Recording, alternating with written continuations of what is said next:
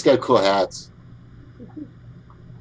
I want to say I think this is a platform for people to be able to express themselves and have a voice. Where on the internet, even like in live stream feeds, you're talking to people, and it's just not ideal. And I think it's a community, and I just hope that it doesn't become like a thing where, I mean, because choosing a article to cover or very, very tricky thing, absolutely, and has to be chosen like exactly right, and then so otherwise it's going to be not like conducive to better thought or conversation or whatever else. And I just think it's a starting point.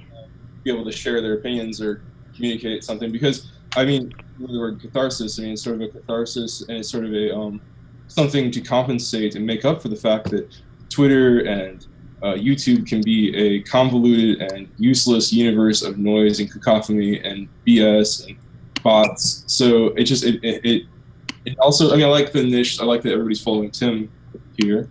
Maybe, yeah, that's my 2 cents. I think one of the things is we can do it like we used to do in my book club. You like just go around a room. Everybody kind of decides, agrees on a topic the night before. That would work too. I mean, and being topic driven is not a bad thing. I mean, because it's like I just twittered out a little bit ago to Ely Beck, or to Elizabeth Beck. I always call her Ely because that's what Elizabeth and Jared Beck on Twitter, to invite them. If they just wanted to talk about politics, they could come here. And so I like the idea of having topics and sort of trying to stay on. Well, we go with the flow. It can just be a starting point. We can. People like to like basically discuss current events. It's just a fact. Like people in here, by and large, they like to discuss the most of these things. So you're just never gonna. I think it would be a better idea. Like, it just occurs to me now. Like, I'm not saying like, I'm just saying like, I just think it'd be probably a better idea to like meet a half an hour early and discuss that, because if you do that, or like, I don't know, maybe both. Because if you just try to say, I just can see that not working routinely, and then if it doesn't work, then well, for instance, though, the NATO stuff, like I didn't even know all of that, so I had to look it up and read. I didn't pay attention. I was in my 20s. Yeah, we should both, actually. What? I think we should do both, like sure. Discuss it the night before and have like a pre-meeting to discuss it, because then if you have it if you come up with it, I mean, and have it articulate. I like having it kind of like as a backup to like what Tim covers. So like whatever his topic is, kind of go off of that and expand on it maybe. Mhm. Yeah, that's just as a starting point, Et cetera. I think we have been doing that. Ebon has been asking and kind of framing and kind of like setting it up that way. Actually, he has been like, let's cover what's going on in the news. I remember yesterday he was like saying, what's up, and I almost always have the same answer. You guys know what I mean, like Tin Black, Mike Figueredo, and Hard Bastard, I suppose. I'm just happy to be here. I don't care. Let's just talk about whatever. Yeah, and as far as picking subjects, that's a cool idea. I like the idea of talking about topics and talking about, we have lots of time. But listening to Snort talk about different science stuff, it may not be politics, but it's still really interesting to listen to. So I mean, yeah, I mean, so I don't know that we need to think so much politics necessarily. We're all political. Everything's going to be political, but you know what I'm saying. Having cool topics is a fine idea, and when we blast away because of daily events or whatever. But the idea, you can find out, if nothing else, people can watch the last 5 minutes of the night before and find out what we're talking about. I appreciate the point about adding credibility to the point about citing sources. That's really good. Saying about choosing it well is really important. And everybody has to add their own thing. Like Snorky can add his very specific and technical and knowledgeable thing. And was it Coco? She can add a lot about astrology. I wish there was somebody who knew like astronomy as well. I like astronomy a lot. Like, I mean, any people like that. I was trying to say before that somehow we should be able to reward people. The next thing I think that's out there, but I'm just afraid it's going to be a poppy, trendy, terrible thing, which is going to be like building a knowledge infrastructure on the internet and paying people to write, because then you're going to get what you pay for, and like, but getting experts maybe not even right, because I prone to say like people have decided and they want videos. They don't want freaking books and things and such. In general, by and large, in mass, people want video. So it'd be really great if we could pay like astronomers and pay people. I mean, it's like what I want is like a video Reddit / like Wikipedia, like a Wikipedia of people covering tags of information. But I want that to start at only you have to be older to speak on that platform for like a period, a rollout of like 5 to 10 to 15 years, and then eventually allow everybody to like be able to add and contribute to the story. I would like to just like make it topic by topic, like 1870s, talk about the 1890s, talk about talk about this, anything that you know that you heard when you were a kid, or maybe just adding stories and then tagging and interconnecting people's topics that would basically extend to cover hopefully everything, and even their conglomerate view of now through a video form, and sort of you depend on like a really smooth infrastructure, seamless like interface, easy to use, especially since old people might be on around it. But as I said before, I just think that if I told my grandma, like, here's all these people talking about these things that happened in your town, do you have anything? And like, and I just showed her the actual videos of people relaying, stories and things from the past, or topics. Those would be the stories that would speak. She would be like, wait, I want to say like this. I don't know. Yeah. And it just maybe it's dreamy, but no, it's good. I mean, Ben, it's like when people go to town halls and local town halls. The only problem is no one really records anything, so the only time you can tell people about it is, oh yeah, I went to the town hall, we talked about this, but you don't get anyone's actual perspective when they have certain talking points, because it kind of goes over people's head. But when you have it recorded, you can actually see what happens, some of the things that people say, some of the things that people are reacting. And I think if they can do something like that, either record it or just have certain town halls where you're on something like this, and have a rotation. Like, there's still a lot lacking in Ring Central meeting, but you can website called like it's LinkedIn, or like what everybody uses. Like, what if it was like a LinkedIn but more casual and for nonchalant, like just kind of like I'm interested, like a Reddit, like a LinkedIn, where people like put their things out there. Then you can connect like writers with people and topics, and then have all these sorts of meetups and stuff. Because I would just love to hear really technically train people to speak honestly and frankly about their profession. And like, especially, I mean, we have this image of like, if they're out of employed, like person with an MA in biology, that they're terrible or something. You never know. They might have a lot of interesting insight, and they might just be more not in it for the money, like you are, Ebon. And then it just could come together really well, especially people who don't expect that they're ever going to get, maybe, I don't know. And then, passing. I was thinking, Snork, I hope you don't find this offensive, but I was thinking it's kind of like you're like Cliff from Cheers, because you have all the knowledge. Like, we're all wait a second. Cliff, but his knowledge is correct. Except you're smarter than Cliff. But Cliff Clavin always just rattled off, facts about. You're here to educate us on various things. And I think Ben is overthinking this whole show. I think we are doing well to sort of ease into everything and learn it, rather than sort of try to figure out what this looks like big picture from the beginning, because it's kind of it's just anything goes. Hey, you mentioned like a big ideas kind of guy. You mentioned the book club broken. Topic of conversation. What's that? I was commenting on, which is what it is and how to do different things with it. And Snorky was also that Snorky had a lot of expert knowledge or something like that, very technical knowledge. And I would like to see different people out there. Each people, like regular old people like Snorky or Coco, has very specific, intricate knowledge about a certain field. And if there was a catalog of people that were in that have this background, and these topics to choose from to discuss, it would be wonderful to get all those people together, and you'd have great content, which is, you'd have just very excellent discussions and dialogue that would probably be a lot better than this. I mean, to be frank, but I mean, I'm not trying to be too good at things, but I'm just. So you're just saying, like, organize it into subject matter, maybe a little bit. Oh, that's fun. Like, I really like that idea, because I know I personally have to rely really heavily on videos, because just with everything as busy as I am, it's just like, well, if I'm working, I can throw YouTube on and listen while I'm working. So, You know, like it would be nice to be able to go somewhere and to be able to like research.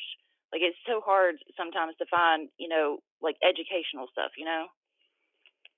Well, as it is now, like Snorky just pops in sometimes and says certain not really put together things, but like so just to wait for that to just happen, like happenstance, and it's always better to like intend for it to happen. So a lot of I us think come here because we can talk about stuff we can't, talk about in our community, right? So Broken, you said something about a book club. I got an email for our neighborhood group, which is a lot of a little bit older than we are, Hillary supporting people, and I was like, oh, okay. Can I suggest like a Chris Hedges book or Wages of Rebellion or something? My husband's like, do you have to go into it being so controversial? They always Like, like I don't want to read Eat, Pray, Love. Let's rattle it up a little bit here. Yeah. So I'm gonna try to do a session with um, Ariel, with my astrology, and then I'm planning to do with Garden Gnome and Bram SLI. We're gonna talk about computers and nerdy stuff like sci-fi, things like that. It'll just be like once a week, a weekly thing. See how it does.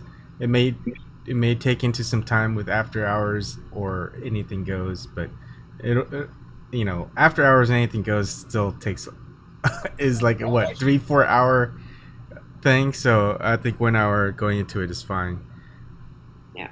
But I think after hours will go directly after like Tim's show because current events things are in our mind, especially if it's something pretty big, and then after that we'll probably break into the special 1 hour special of whatever it is. Like I'm also trying to plan the chess thing with Jamarl. He's definitely up for that, and then yeah, whatever else is out there. Any book reviews, movie reviews. Maybe we get more specific on instead of anything goes. Anything goes is maybe it's just kind of a hodgepodge of hey, let's try to do an episode of this on this topic.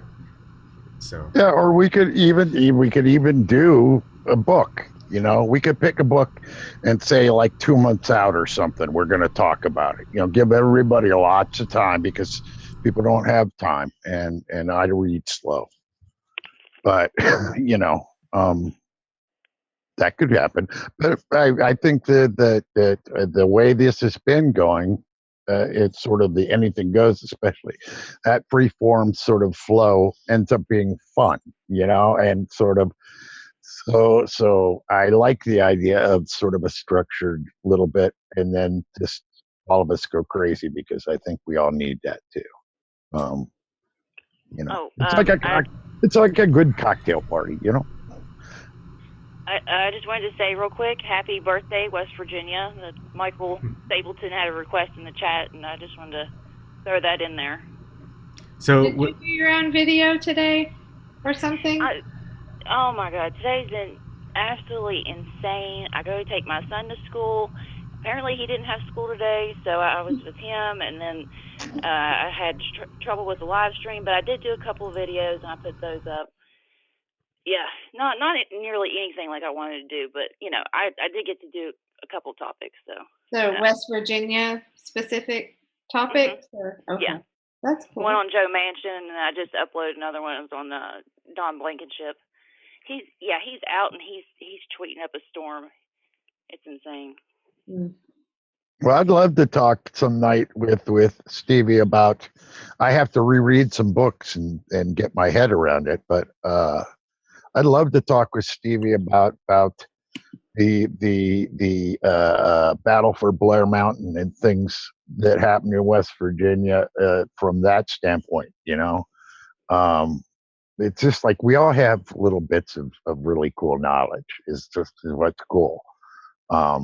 Everybody in this room, and so that's really neat. I do have to ask Stevie one question because it's been bugging me. In West Virginia, down around all your coal crackers, because that's where we used to go up to Pottsville, and that's where the coal crackers were, because that's where the coal mines were. And well, we used to go up there and buy fireworks, and everybody around would buy what we called quarter sticks. They're not M80s. I know what an M80 is. We're talking about a serious piece of explosive that we used to buy when we were kids. You know, where I never actually bought one because I thought they were a waste of money. I always liked things that were flashy and sparkly and stuff. But I was going to ask her, did you guys ever have them growing up? I was wondering if it was a mind thing. I haven't heard anything about it. Well, they're like they're as loud as when they send up the during the fireworks display, and they send up those explosives that are just big booms. That's what those sound like. Oh no, I don't know. I haven't gone to see the fireworks in probably like 10 years. Well, we just, I mean, I just had to ask because, you know, when we were kids, we played with that crap, you know, and so I just wanted to find out if you had a similar experience in your childhood, because it was maybe they started watching all that real close after 9/11 or something, but you know, Oh yeah, they don't let kids have any fun these days. Yeah, I know. Damn bike helmets. Kids with no brain injuries. Yeah, it's survival of the fittest. You know, you got to weed out the weak ones. That's one way to look at it. It took 50 years or something to weed me out, but they finally got to me.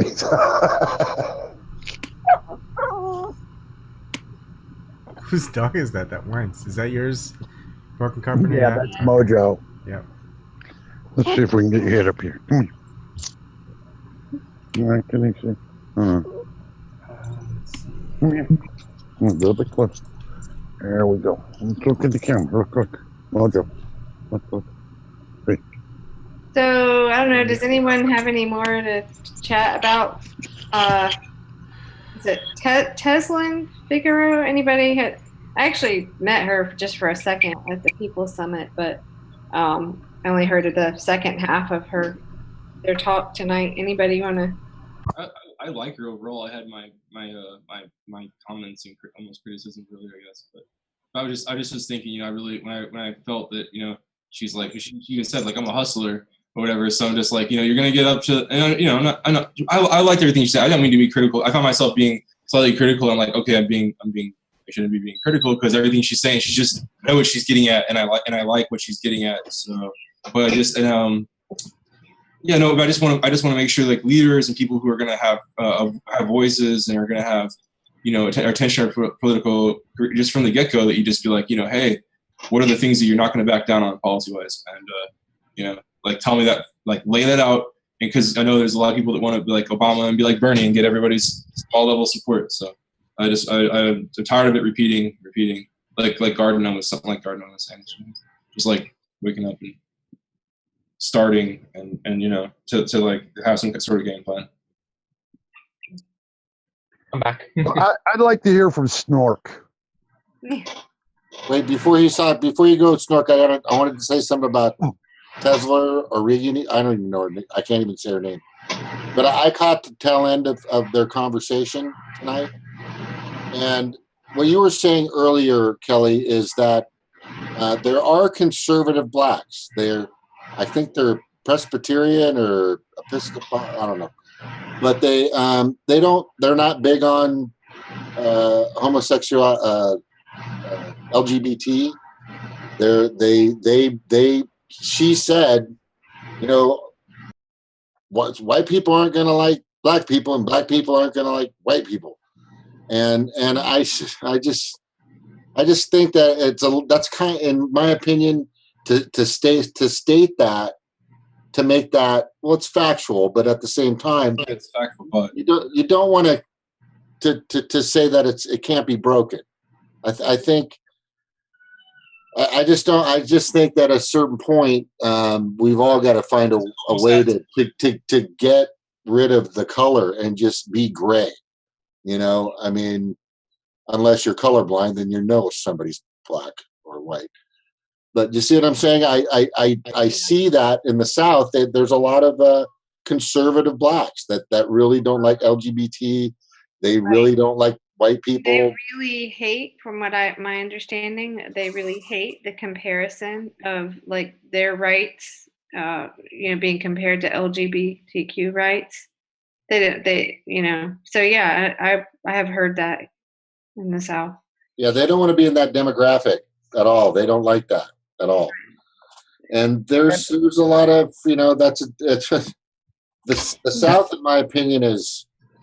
I know some of you guys are from there, but there's I mean, the majority of people, it's the Bible Belt, the red states, and I'm in California where people seem to be more liberal, but we have pockets of some serious Republicans, man. They're just really bad. In California, they have those laws like that you can still be taxed on the price of your house from 1970 as long as you haven't changed owners and stuff. And like, there's a lot of like, there's reasons to be conservative. I don't know. I'm not sure if that's exactly the dividing line, but there's different forces, and then there's like there's a lot of like in the north. I guess there's like a lot of probably conservative places away from the cities. Yeah, the Republicans used to be, from when I was I used to be a Republican only because I didn't really understand anything at the time. I was just hanging around with a bunch of people that flaunted their money, and I was making big dough at that time, and we just thought that everybody else were peons, and I didn't get it. And it was more for me, and admittedly, I was a part of a group that I was just sleeping with where those dogs lay, and I was getting bit by the same fleas and not even knowing it. I don't know if that's the best analogy I can say. I would know. I don't know if Cirque was supposed to go or something, but I was actually wanting to hear about that transformation, or how like you came about, like, because I still think like democratic values and views are the way to be, as opposed to Republican. Well, I think that's wherein lies this idea of progressivism versus liberalism. Yeah. Progressives can chew bubble gum and walk at the same time and juggle, because we have to, because there's too many things that are screwed up from a progressive viewpoint. And I think that black conservatives sort of have the same attitude with, and because they're sort of trying to go against the tide kind of thing, and so I do think there is a difference between LGBT rights and African Americans, because we had slavery. We had a lot of institutional things that were very directed at them and were rigidly enforced, and we had as many we took, because of religion and everything else, we took longer to get to a point where we could be accepting of gay rights and things. And so, but you look at people like Bernie, who was talking this crap in the 1970s, and that's where you look for leaders that you can see into the future with, because it's hard to, I mean, I can't imagine my 16-year-old self looking at myself now about LGBT rights and stuff and thinking the same way. But it's a humanization process. It's growing up and getting out, and sort of living in the bigger world of grown-ups. You start meeting people. And so I think that I understand their view. I think it's a flawed idea, that go it on your own. I think that we all need each other to win, because we're all fighting against sort of the same larger structure, But that's me. I just thought I'd add it. No, that's right. It's against it. I was in that box. I wouldn't get out of that box. I was in that little box, and then I kind of dipped out a few times, and I go, Jim, you're not like these people. I don't know. It was like I was lying to myself. And then I started watching this black guy talk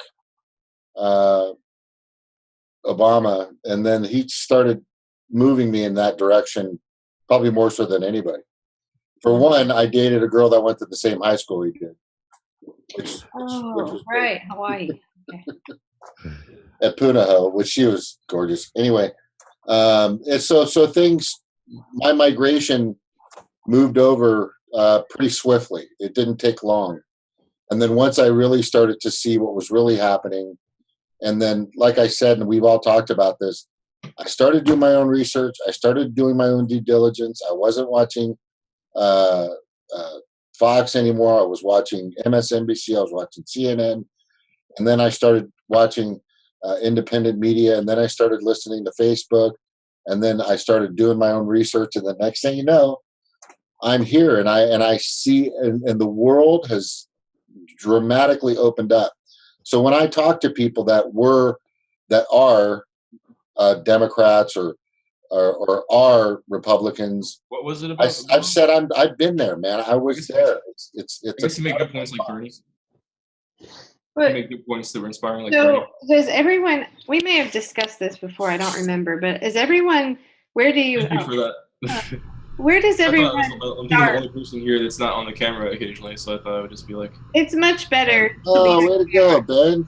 Yeah. Hey. Yeah, it's good to be on camera because Snork used to be this voice coming out of the bottom of the screen and we couldn't see him. It's like, it's better. I should be able to distract myself and whatnot. Yeah. Hey, welcome. So is everyone Here in here? Portland, on my lake. Pretty cool. Oh, We got lucky in the apartment. It's really rental is like really pricey here. Like the average like apartment, or we have like a 2-bedroom apartment. It's like $1,100 or something, $1,200 a month. So we're like $1,300 and got a really cool, sweet place. Bunch of trees around. You're on the West Coast, obviously. Yeah. When I was here in 2010, the rent was $650, Wow. and it's it's rough. It's So rough. everyone here though, did you start? Okay, so James, you were a Republican. Erik, you've always been Democrat, right? Or you were, excuse me, you were a Democrat. Like everyone's kind of comes from different places. Former Democrat. Former Demo. Okay, sorry. Like, I voted for Obama in 2008. I couldn't vote in 2012 due to personal reasons, like nothing illegal or anything like that. It was just I was evicted from a house and stayed in another place, and like I couldn't, change my information. Screwed up your residency. Yes. So, like your families, does everyone have? I'm just wondering, like our background, because I think I've noticed a lot of people that are very independent now, maybe have kind of a mix, like one side of the family's this way and one side. Otherwise, you're really in that bubble, like where you never hear anything. Real quick, I just wanted to give you guys some light. Sorry, keep you awake from the West Coast while I still had some. Not really show off my pretty algae lake thing. That's very nice. Thank you, Ben. Thank And you. also, you guys I've spent some time talking with you, so it's kind of better to be less anonymous. So, Yeah. Great job. you all are doing it, and I've got my dirty I'm clothes. not going to be the only one. I didn't. There was a period. I use cannabis medically, and I can talk about that, but that's not what I'm trying to talk about. I was just going to say that it was a period of time where I didn't, like actually in college, for like 3.5 years, and but there was like one occasion I was hanging out with like this like apartment with like about 10, 11 people, and I was the only one. This big like long joint. It was really cool. There was some international kids around. There's like some Saudi Arabian folks and like this German girl, and she like rolled this big spliff, like one of those rollout papers, and it went around the room like twice. And I was like, okay, since I'm not gonna be the only one, like I'm not gonna. So that was like one of the occasions I broke my little not smoking thing. But then when I started smoking again when I was 23, I realized it did tremendous things for me. So in terms of like just I had migraines since I was a kid, so I was 5, 4, and I had a lot of other sorts of like breathing and other problems. Actually, it can actually open up your airways a little bit. Just a lot of problems that it's just really been really helpful for. So once I realized I could like feel better with that, whereas nothing else had worked, I was like, yes, I will. Broken, you use that for pain, don't you? Does it help with your pain? Yeah, it helps with all kinds of different things. So. And broken, you do. It really does. I tell you. What do you mean? That's not my topic. I was just never mind. that with, like turning on the video. I wasn't. You don't have to say. I use it. No, I use it medically. I'm medical. Even though I'm in Washington, I keep my It's not medical doing card medical there. because it allows me to grow. I can't grow in Washington without it, and I can't afford it if I don't grow it. I mean, it's not like I don't have I am a fixed income kind of person now, and that suddenly, and as much as my wife, her business gets extra work, things slow down, or so it's never as dependable as we'd like, but I started actually like in when I was graduating high school and stuff. And you got to understand, I lived in a solid, there was one black kid, he was adopted. um and he I lived in a very white, very, very sort of, when Reagan came in, they bought into that whole Reagan thing. And um and so I was raised around that. So that in between my father and that sort of beat it into me. And then I became of age and left home and actually saw what the world looked like and said, well, this is screwed up. And like Grandfather I was socialist. You said your grandfather. yeah, and see, I didn't know that. I didn't know that until when my father, probably a couple of years before my father died. It's much like my mother. My mother never told us that we had black relatives in our background somewhere, because it was a sort of thing where my father was, strictly against it. He thought he was actually was complimenting me in a way. He was saying, "You and your grandpa get along just fine," and then he told me about it. But and my mother, she was poor. I mean, like her my great grandmother ran a house ill repute and a still, and I'm thinking it was in southern Ohio or West Virginia. I don't know which side of the border it was on, but used to send my mom to go to the store to buy rock candy because they used it to in the process somehow to up. Well, they'd up the alcohol content of a load by putting sugar into it. And so, but the revenue agents watched. So my mom would go and buy big bags of rock candy instead of sugar because they would watch how much sugar you bought and how much corn and stuff. So it's just a little side story. But yeah, and then I got into the union through my wife, actually through my wife and a professor she had that was a communist. And he had gotten her in before me, and she got me in. So I got into the union, and then Bush came into power. Bush, the first Bush came in, and there was this massive. We were having a gigantic downturn, because the bills came due for Reagan, and that helped form me a lot. And when we went and protested, or we went and picketed where Bush was going to be, the older Bush, HW. We were allowed, like 5 of us got to go away and stand on another street corner on a possible route the president would be on. Otherwise, we were in like pens like everywhere else. But they allowed us a certain amount of people. And so we stood on this one corner, and sure enough, George H.W. Bush's limo came by, and I got to flick him the finger. And at that moment, I became an activist. That was the moment I said, you know what? This shit makes me feel good. I believe in this stuff. I'm going to fight for it. And as I went along, then came the WTO.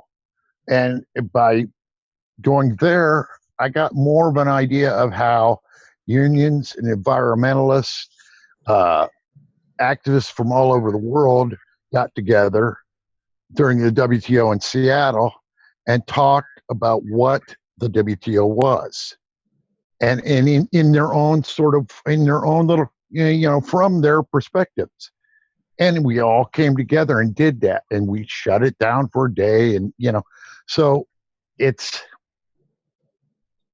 activism to me is fun, and it kills me that I'm not able to be more active because like Philly was I get to go out every like 3 or 4 years. I have to go somewhere and go crazy, and so that one was like I decided early on. I was watching them cheat Bernie, and I said, I'm going to Philly. I didn't see you there. I noticed you had a big history of protests. No, I don't have like a giant history. I just like protesting. When I know something's happening and I support it, I mean, it doesn't matter to me. I've marched with dreamers and environmental, it doesn't matter. If I agree with them, I go march with them, and that's why like that idea of an exclusionary language as far as people are concerned sometimes is I use it myself. I'm as guilty as anybody, like religious folks. I don't mind. Like my wife is a devout Catholic, but she's like a socialist Catholic. I mean, she'll ride along with me and go to these things. She doesn't do it as much anymore because I've learned that I like it on the edges more, and that's not where she isn't really there. But anyhow, so that's where I came from. I mean, I remember watching someone, it might have been a comedian, saying that like revolutions and change can have to happen by old people, retired people, because they have the time, because they're not working jobs, they're getting their pensions and whatever. Except that's why things are so active now, because millennials are out of work. So that whole, stupid comment about basement dwellers, well, yeah, they're educated and they have a lot of time. Look out. And they're in their basements because they can't afford their student loans and the rent and everything else, because the jobs aren't there for them because the corporations are screwing them away. Sorry. So I had like a kind of complex point about like that. I just think that I think that revolutions, I heard before, the only real revolution is an internal one. And I'm not like more of the. Actually, yesterday there was a contradiction. I kind of was wanting to get in, but I never really like was able to mention it. Which just like that where everyone was saying that there were so many choices in terms of religions. I think that I read this book before. I wish I could cite it because like I even wish I knew the name of it just for my own intent, my own purposes. But like I read this book though before. It was in the list. Anyway, and in the book though, it went. It'll be clear when I describe like what was in the book. So in the book though, it just went to a little bit of technical troubles to like explain out pretty carefully that there are only like two religious systems in the world. Like that Christianity and Islam both come from Judaism, and that Buddhism comes from Hinduism, and these are the only major, and that like those experiences can all be boiled down and distilled into two basic religious experiences, which is and it was just I just thought it was really cool and clear, and it was just a nice book. And he's like, which is like the from the Eastern experience, it's a feeling of oneness, in a point to where you like get this like attain like oneness with all the universe or something, and maybe like a something like meditative or something. And then in the Western tradition, it's like more about a relationship, and that there's this like, so when you have each person like just being, in the book it said each person just being a spiritual being naturally will basically have, whenever there's a moment of like a profound epiphany or something, it's probably going to follow those religious lines. It's like experts have, I don't know, it was a really nice argument though. It's just saying that you're kind of like predisposed to have a certain religious experience, and it's going to be one of the two. There's something to be said about the reality. I had there's a librarian / friend kind of like lady that I knew that said that her religion was like a vase of flowers on the table, and each flower was from a different religion, and it was an eclectic sense of subscribing to religion. Something like, it's nuanced slightly, but I was going to say there was another issue I was going to take. Now I actually forgot what the whole other issue I was going to take was. What you were just talking about though. Maybe if you can. It was about how the revolutions are going to have to be done by retired people, and then also Yeah, so Kelly I pointed just had out. a kind of elaborate, kind of snot-nosed remark or reply to that, which is just to say, well, I want to see, the policies and stuff that in different ways that they give us revolutions in many different industries. That's what I want to see. Like when Jamal, that was what it was. I was going to take Jamal. I was going to take issue that I just think that instead of just trying to say give people money, like that, I would say that E equals MC squared is wrong, especially in pertaining to transportation and like wasting potentially if you can have an LED light bulb versus a regular light bulb, if you can have a hybrid car versus a regular car, it's not equal as MC squared. We should be it's an underutilization of technology, and we should be on these problems and doing practical things and solving sort of. So there's a lot of things that sort of can be done, and then one thing that's heading under that is like prosperity, that kind of prosperity, and that kind of prosperity and progress and hopeful things, all that contributes to like being a benefit for the country if we're innovating here and there and like this revolutions in all these industries. Like that's what I'm just thinking. I hate the politics. I hate the celebrities. I hate the figureheadness. I like look back at what we really need to be done over like a long term. Like there's serious there's serious overhauls in different ways, but then there's a serious infrastructure challenge. Yeah, good. You can get carried away with that. How are we going to do that? Everybody wants infrastructure. What's it going to look like? And let's plan for it really, really well. We can't. Let me go. Thank you. Budget. You keep going on, and I understand that, but let's do one little things at a time because that's all we can handle. Like for example, like housing, right? We have a lot of homeless, but we have a lot of homes that don't have any residents in them. Like food, we have an overabundance of food or certain types of food that we view as not perfect and becomes wasted. We've got I'm pretty sure there's a lot of production of older model cars that don't get bought. So what happens to them? There's a lot of people without transportation. So and that's the whole capitalism model. But what if we had a different model, and no matter whatever is able to be produced and whatever is gets sold, that there's some benefit. Like there's a lot of, it feels like waste, you would lose money, but that doesn't seem to be the case because everything's based on a mass production model, and you guesstimate that you can only make either 50,000 or 100 batches of 50,000. You're trying to aim at getting the greater portion of that. So for example, if you think you're going to be able to sell 80,000, you make 2 batches and you have 100,000. You got 20,000 left over. And I don't know, it's kind of like business economics and all that stuff. What is Go ahead, Kelly. No, it's okay. It's a total jump of subject back to something that James said a bit ago. So I don't want to go ahead. Finish what you're saying. Yeah, that's the thing with this. I kind of jumped around based off of what Ben was saying. No, it's okay. We're all doing that. I don't know.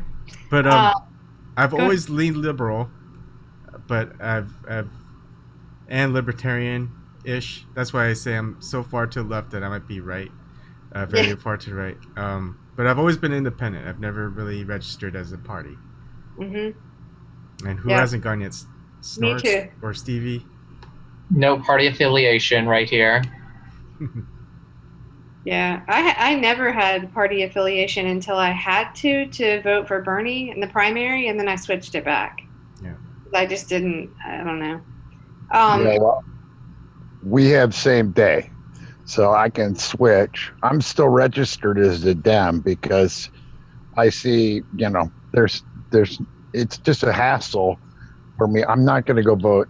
I really doubt that I'm going to go vote in the Republican primary next election. If I'm going to vote in any primary, it'll be a Democratic one. So I just keep it that way. But I could change it. Bernie runs their party. I'm right there. So I think there's like this big thing about how like you're so it's not unpatriotic quite, but it's like so frownable to say something against the mainstream media narrative as far as the left leaning media and the common narrative of everything. It's so uncommon, but I just feel like I can because only on the grounds is just that like my entire life, 31 years, I've listened to ABC, all these networks, and I've been a Democrat. So I just feel like it's one of those things like you can pick on your own little brother.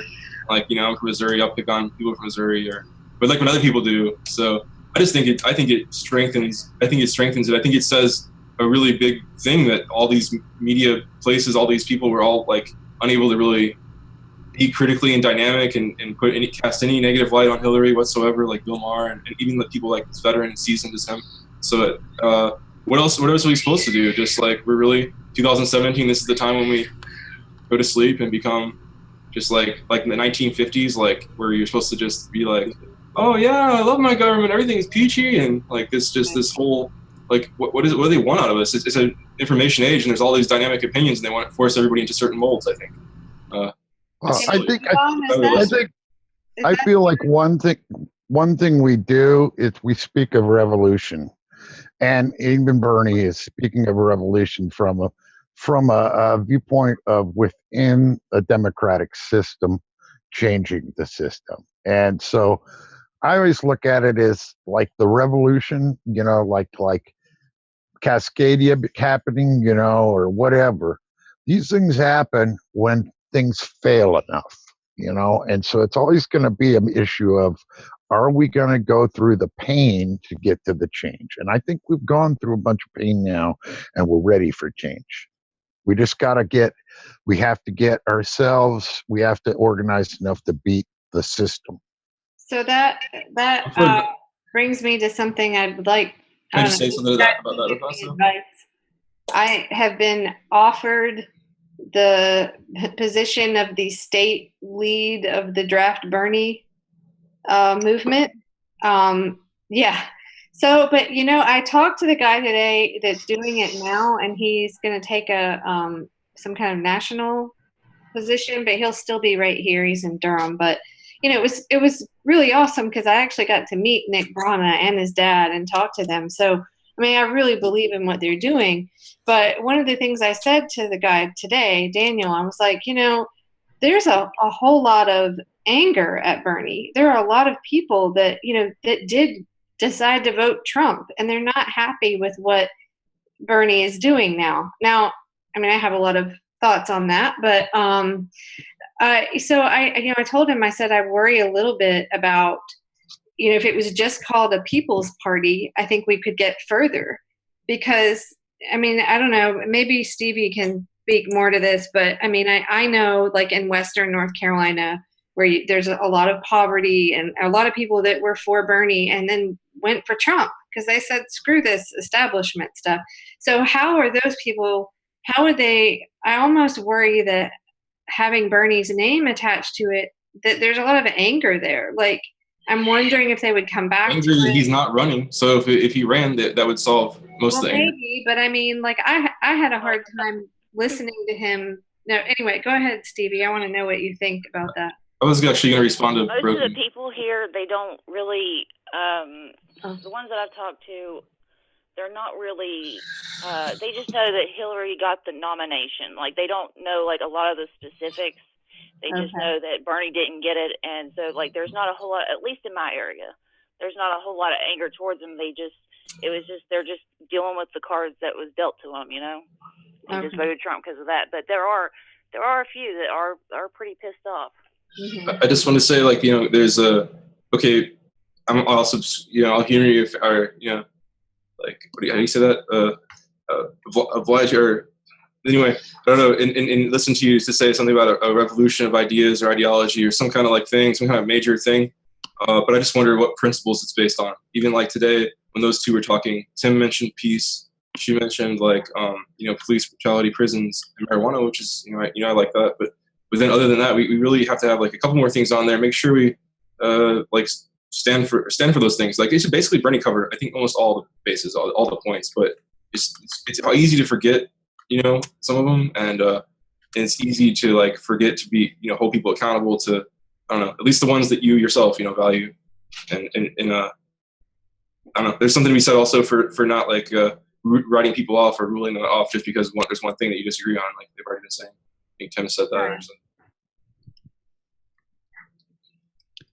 So, hey, you guys are, I think I brought this up before, and Draft Bernie, I think, is not a bad idea. I don't know how long it's going to take to make that happen. I don't think I don't know if we have the time to be doing that, but we also have another party, and I've always told I've tried to sell this to everybody, and a lot of people get it. Is that you have a duopoly? You have two parties. They play with each other. They go golfing together. They rub elbows together. They grease each other's pockets. Some of them kind of stand for the same things, but nothing really happens, and both of them just embarrass us. So a third party is I think the only way. Like I said before, it's like Godzilla and Mecha Godzilla, and then something flies in, Rodan, this other monster that they finally notice. And as I went from Dem to green. I just went to green because I really believed that the Greens have probably the better chance of really scaring the shit out of these two parties. I don't know if a newly created draft Bernie for the People's Party can do it in time. I don't think we have the time to do anything right now. I mean, I'm studying. I just think that, I mean, and when I look at the platform and their beliefs and everything that the Green Party has, it's almost identical in line with what Bernie's trying to do, and it's almost identical with what most of the Democrats, or at least 51% of what the Democrats say they want to do. So I mean, what do you guys think? Do you think the Greens have a chance, or did they just have this peace and love and they're just weak, or they're just not organized? I'm just so many different things. I think the Greens have ballot access, and that's a very important thing. They have ballot access in a lot of states, and the ones they don't, with a Bernie type leader in the front of them, they could get it.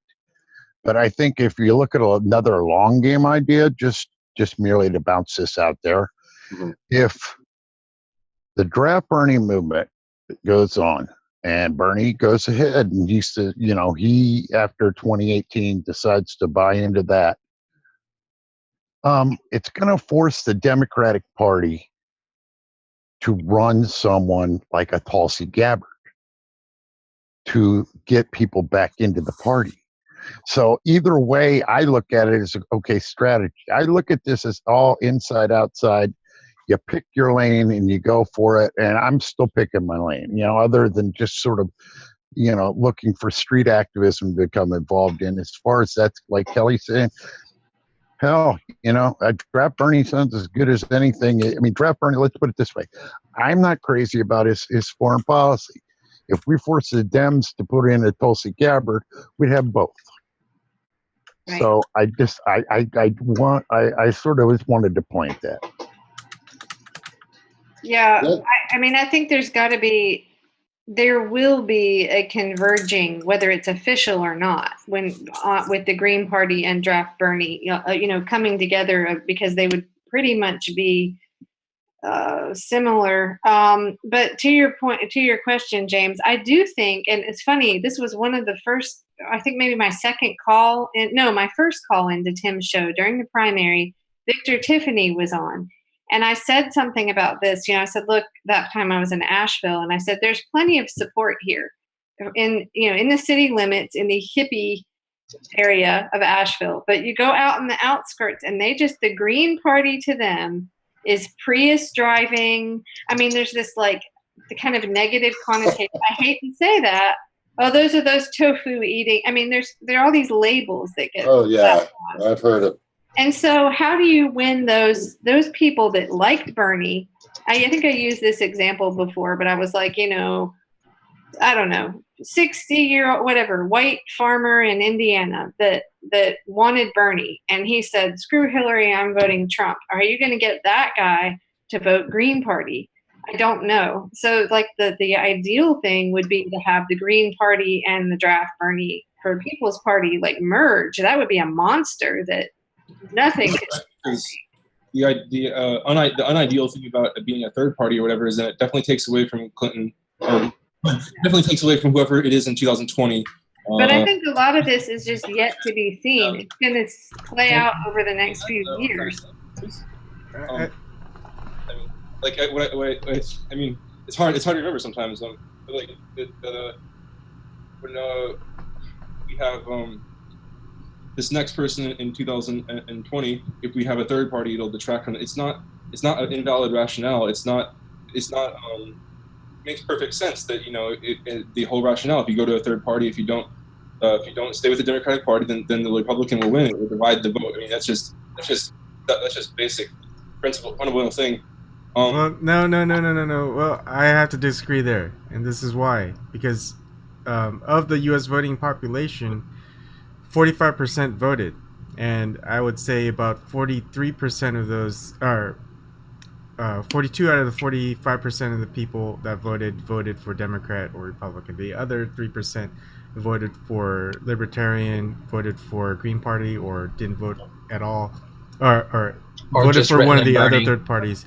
And then you've got so that leaves about 58% of the U.S. that didn't really vote for any Democrats or Republicans. That's a big voting population that didn't want to go to either Republican or Democrats. Right. I just think there's a nuance, though. But what I hate to see is like, oh, sorry. I'll probably be quick. There was perfectly valid rationale behind any idea this time, or in 2016 or in 20. There will still be a pretty valid rationale. Like, well, you want the lesser of two evils, right? And I mean, that's just lies at the heart and the center and the core of all the frustration of all of our, former allies as fellow liberals. So we saw it in 2016. That didn't work, though. That's why we have Trump. Valid, but then whenever all the WikiLeaks came out, it became not valid. We realized that it was all patronizing and hypocritical. Yeah, we can't base the next election based on previous election cycles. We know that doesn't hold true either. So we gotta keep breaking molds. And yep. I think that's the way forward. We're having a next burn storm, they're calling it, at our house on July 1st. So anybody that wants to come, I know everybody's far away, but so I'm considering. Oh, send me in. Yeah. But I don't know. I'm considering doing it, but I just have to kind of look over everything it's going to require. Snork, how come you're not talking and just chatting? You know what he's talking about? He's talking about Bernie, and we're chatting about Bernie might have Alzheimer's, and Eric's listening to it, and Eric's very concerned. I know that. Oh. So am I. That he's showing signs of Alzheimer's. Really? Snort, please go ahead. Yeah. I think really we just put two. Oh, go ahead. Start. Sorry. And it could be other issues, and I'm not a doctor, so. You're damn close. Well, not in that field, at least, right? I'm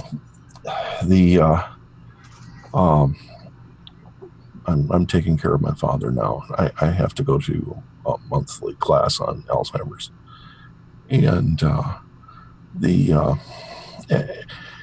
as the brain starts decaying, it starts losing function, and the brain tries to recover the functions, and in doing that, certain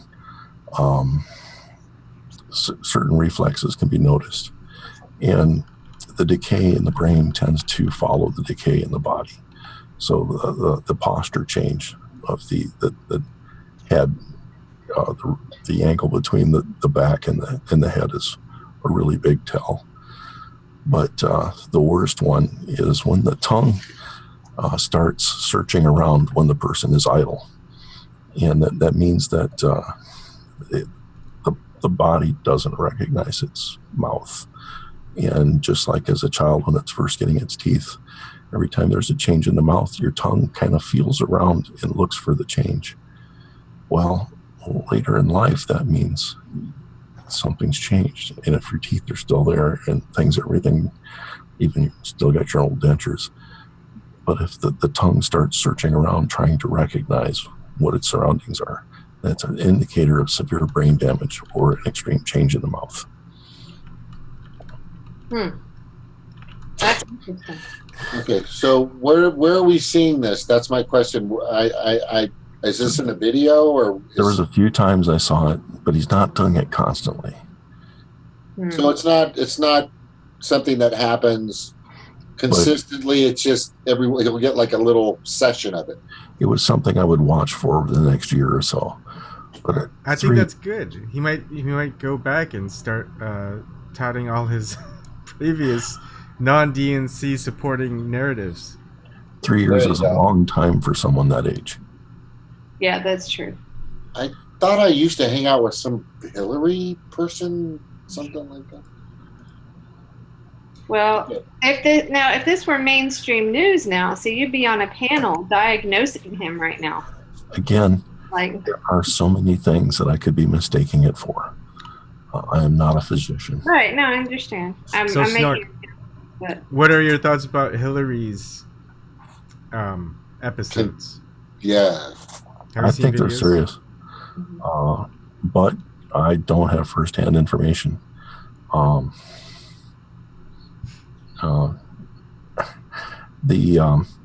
wasn't as worried about the feigning spells and whatever as I was the expression if she's surprised. She almost went into an epileptic episode whenever she's surprised by anything. Talking about the balloon, like you keep. Yeah. Well, there's also another one where she's speaking to reporters and she kind of goes like, "Oh this. yeah." Remember that one? And then like some of the people who were like filming her were like going, "Whoa." Yeah, like what the hell are you doing? Yeah. Freaking out. Yeah. So I mean, to me, I think the best image of Bernie is Tim Canova, and I think that Debbie Wasserman Schultz has tarnished his image, that he needs a win. But after he wins, I would like to see him go for 2024 if the seat's open. I just saw a thing recently about, I will find it and send you that too, Ebon, or post it or something. But it was legit statisticians analyzing the vote in where he lost to Debbie Wasserman Schultz, and saying it was the same irregularities that they had seen, the same pattern that they had seen somewhere in California, where they felt very strongly that it was rigged, that it was the vote count was manipulated. It was really upsetting, to read that. You're just like, ugh. I mean, what do we do about that? Like Ebon said, we need a receipt for our vote so that it can be, or, it needs to be able to be independently analyzed by an outside person, outside entity. But I would like to see a receipt and a counter number anonymized somehow that's posted that you can say, yeah, that's not the vote I voted. This is my receipt. I think there should be a complete listing of all the votes. So at minimum, you should be able to get a number on every ballot, and that ballot should be posted and in the congressional record. Right. Say I had ballot A155555551, and you should be able to go to the congressional record and see, did my vote count as I voted it? Yep. And these days we have petabyte, we have beyond petabyte servers in Utah, and I really think that we should be storing this data. Yeah, I mean, even the whole blockchain that Bitcoin and alt currency have, using the ledger system, it could handle that just as well. I mean, that's just one of many types of solutions out there. Well, I would say this. I mean, it wouldn't be that hard to do that right now in Washington State.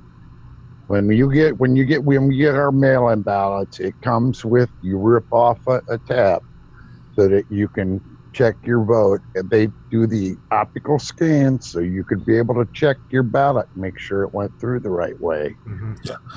And make sure your vote's counted the right way.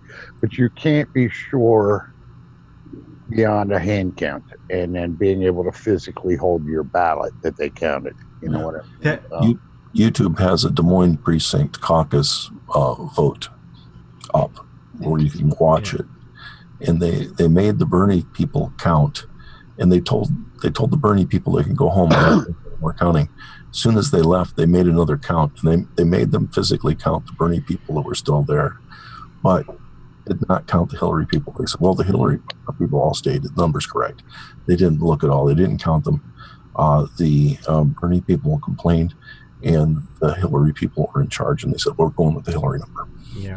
And yeah, and that's what the exact opposite happened where I live, where we clearly, I mean, in Yakima, you know what? This is one of those cases where you see what a progressive would run and what, in an area that's a red area. I mean, this is as red as anywhere. But Bernie had a zillion people there. And if Washington caucus can suck, it can be like 6-8 hours. Those people there were people in Seattle, North Seattle, that were there like till 4 a.m. because they were trying to wait them out. And, I came with a book, and I was willing to throw it in the middle of the floor and say, I will stay here until I read this damn book, and then I'll get another one, And so I think that's one of those little numbers that they don't tell you, is when they count those votes about how much more Hillary won in primaries than Bernie, they don't count caucus votes. Because there really isn't a way to count the caucus votes. They're not done that way. Personally, feel the caucuses should be thrown out. It should be primary vote only, and there should not be a second vote by the party that says we're going to override the caucus. Well, they should all be open. Mm-hmm. I would like to see a primary ranked voter. So, in my thinking, when you see, and you can see Hard Bastard, he's been doing videos lately, and the corporate mainstream media is definitely pushing the idea that Russia attempted to hack into the voting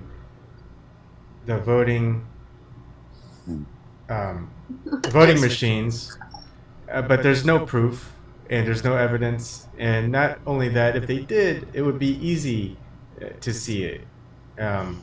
But our election votes are so cryptic. It's such a black box that they can't show us anything. They can't show us exactly from step one, someone voting, the actual results, the attempted hack, if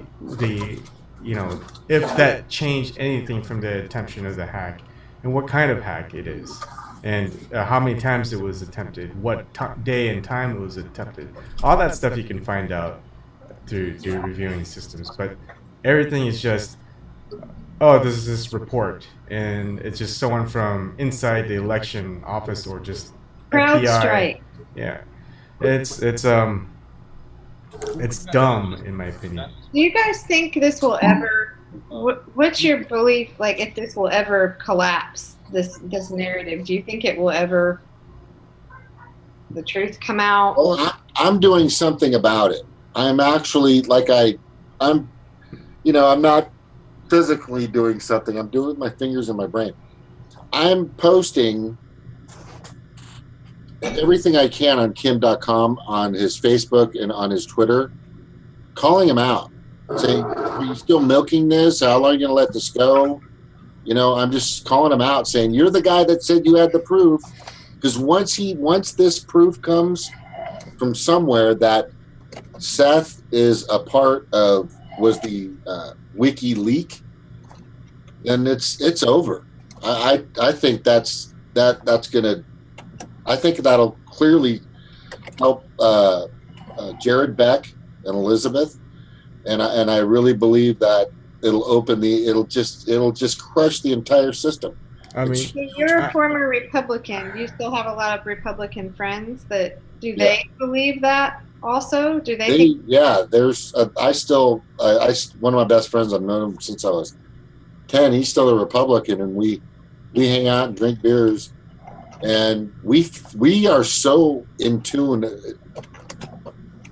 I mean, the only difference between him and I is he's more capitalistic. He's not Ayn Rand capitalistic, but he's very he which is pretty common. He's not racist. He's from Zimbabwe, when Zimbabwe was around, but he he's he wants to see the truth. A lot of these people, Republican and Democrat, they want to see what's going on. The Republicans, in a sense, though, they believe that they don't get the full picture of Seth Rich being connected to WikiLeaks. But what that really indicates is that it shows you just how powerful and how manipulated and corrupted the political system is. And and I'm telling you right now, WikiLeaks hasn't. If they wanted to, I will guarantee you there's information, and I know there's been information in regards to the Iraq War, and all the Democrats were praising WikiLeaks back then, but I guarantee you there's stuff that Julian Assange or whoever the whistleblowers are going to send out some information about the Republican Party, and the Republican Party is going to be, distracting like the Democrats are. They're going to send distractions out. But in a nutshell, I think him and we just want truth. We're just sick of it. Our biggest conversation was, I'm just tired of all the bullshit and the propaganda, even on my side of the street. I said the same thing. We're just so done with it. That's pretty much where everybody's at. I know where you guys are. About voting, Ebon, I just had a quick idea, which is just like, if all the votes were either done online, and then if you don't do it online, converted to online data, then you could send out like batches to people who volunteered. You could send out batches of 500, let's say, but not each batch of 500 would be counted, let's say, however many times. And then if there's discrepancies in that batch, each batch has like a tag and then has like people's responsible for it. I mean, you could just do it like that, like a community-based, everyone kind of working for it. And then if you get caught cheating or messing with it, you're done, and so forth. That would be, maybe.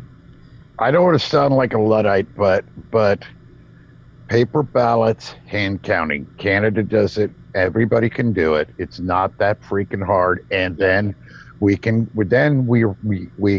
double check. The recounts just take too long. And then trusting the counters.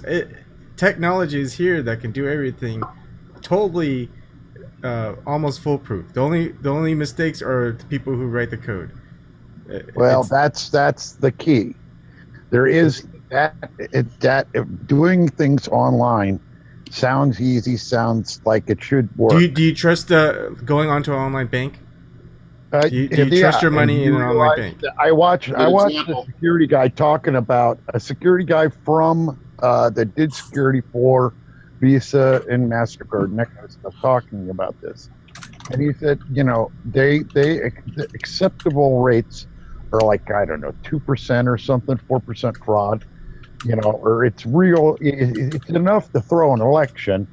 But the thing about it is that anything online, I'm of this mind. Anything online, there's somebody smarter out there that knows how to work it. And that's the trick that paper doesn't allow you to do. Okay, I'm a Luddite. Ebon, can you please tell me how do I, on the Ring Central chat, I can't scroll on it maybe? I don't really know. I just saw it pop up. You just try using your mouse scroll or just page up, page down, or the scroll arrow. Oh, okay, there it goes. All right, thank you. I saw someone say their bank just got hacked. So yeah, do you trust? What do you think about online banking? Yeah, I mean, there's multiple security codes. People's money is a big thing. People lose it. It's insured anyway. So the thing is, when you access your Social Security, or have to go on to file your taxes, you have a tax ID. You have filing for the IRS. You've got so many things right now that you do online. That's where if someone else had it, it'll ruin your life. But if it's not, then it's pretty secure, and you can easily lock people out by saying, hey, someone's trying to access it and it doesn't seem like it's you. I mean, they could track your IP address, saying, hey, why are you voting in Seattle, Washington, when you should be voting in Boston, Boston, Massachusetts? And then you could say, oh, I'm visiting and this is where I have to vote. And then you just have a second authentication type of thing where they call your cell phone, or they do your email address, or they, maybe it's tied into your bank account or something. So it's validated that it is indeed you. There's I would say, give me a day, I could probably think about at least 10. Give me a month, I could probably give you maybe 30 different solutions. One a day. I mean, that you can use technology-wise that would make it safe, or examples that are similar to it that makes it safe. There are other countries out there too that make sure that they keep their votes safe electronically.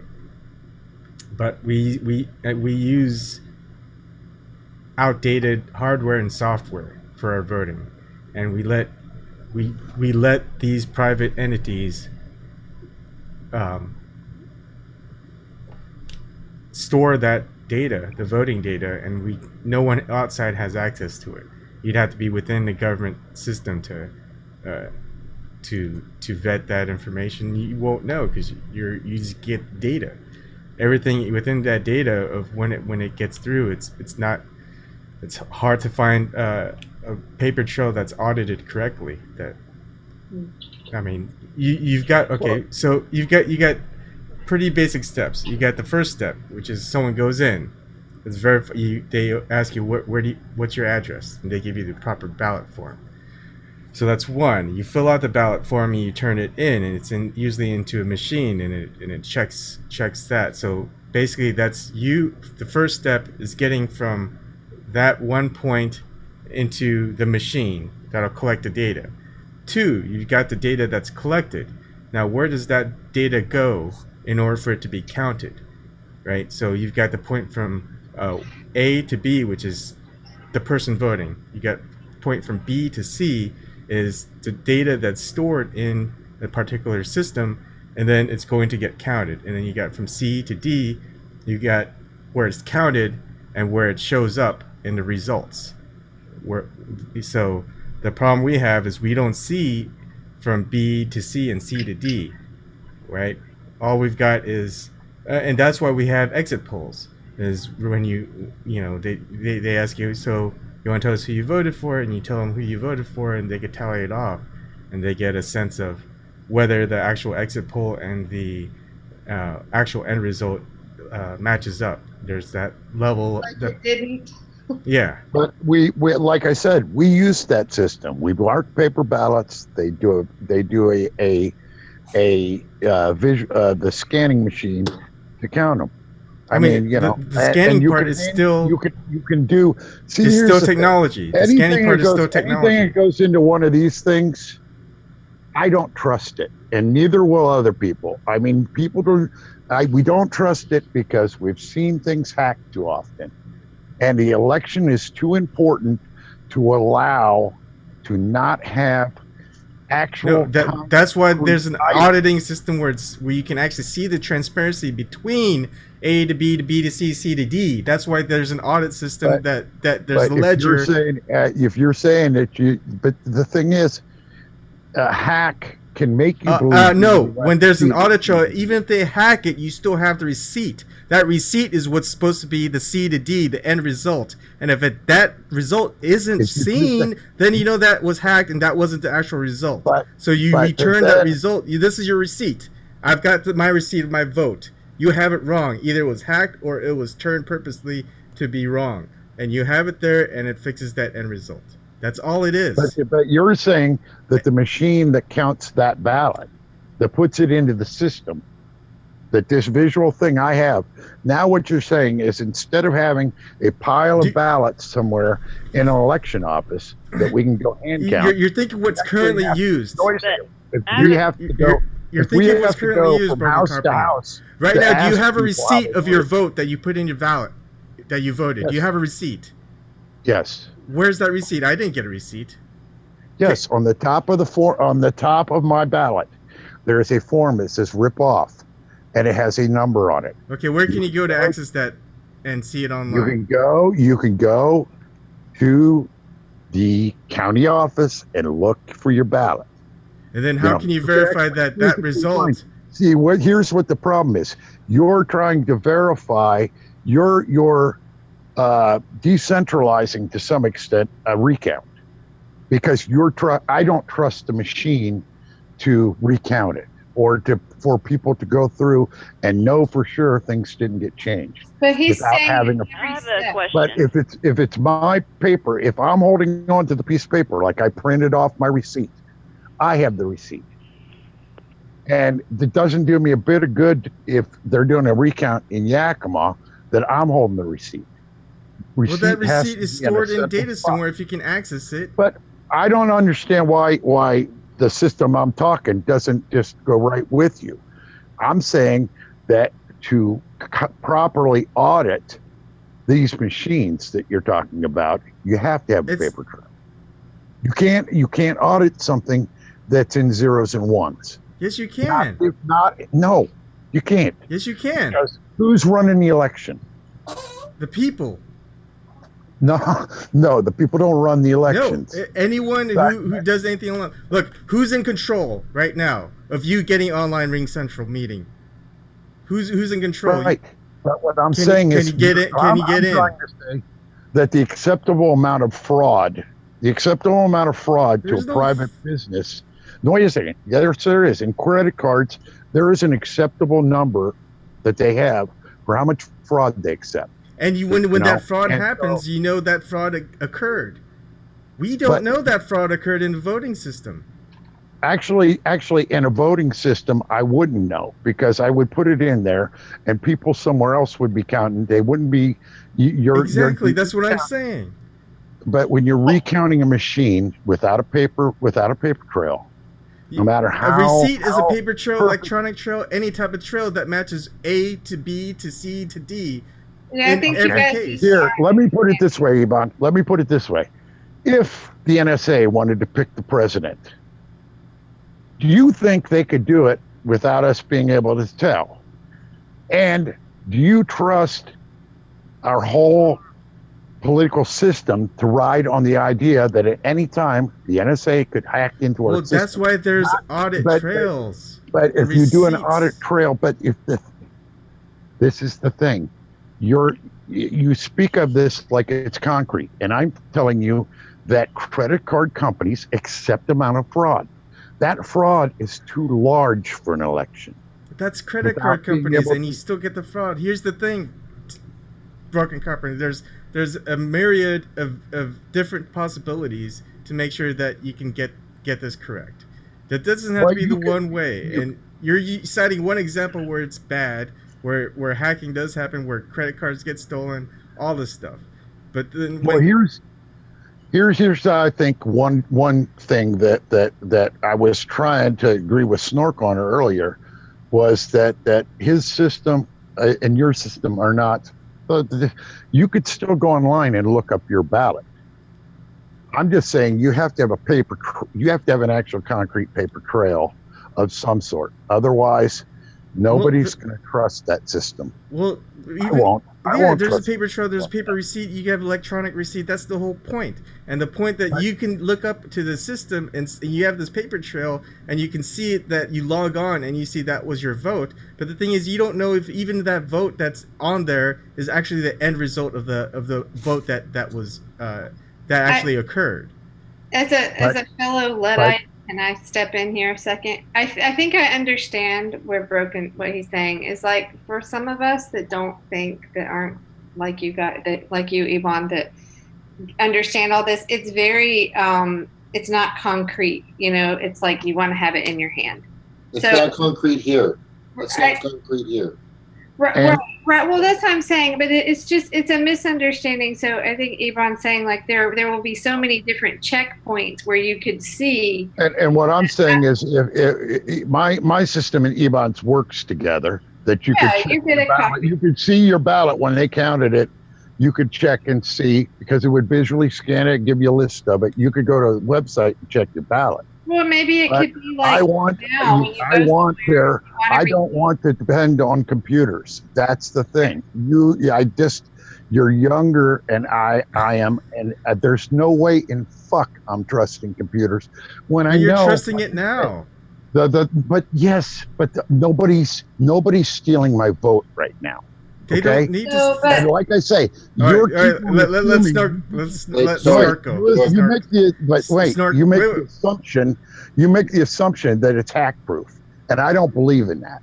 Okay, so let Snark go now- because he had his hand raised and I put it down. Okay, Okay, Red was go ahead, gonna wait. Snark. Red was gonna say something first.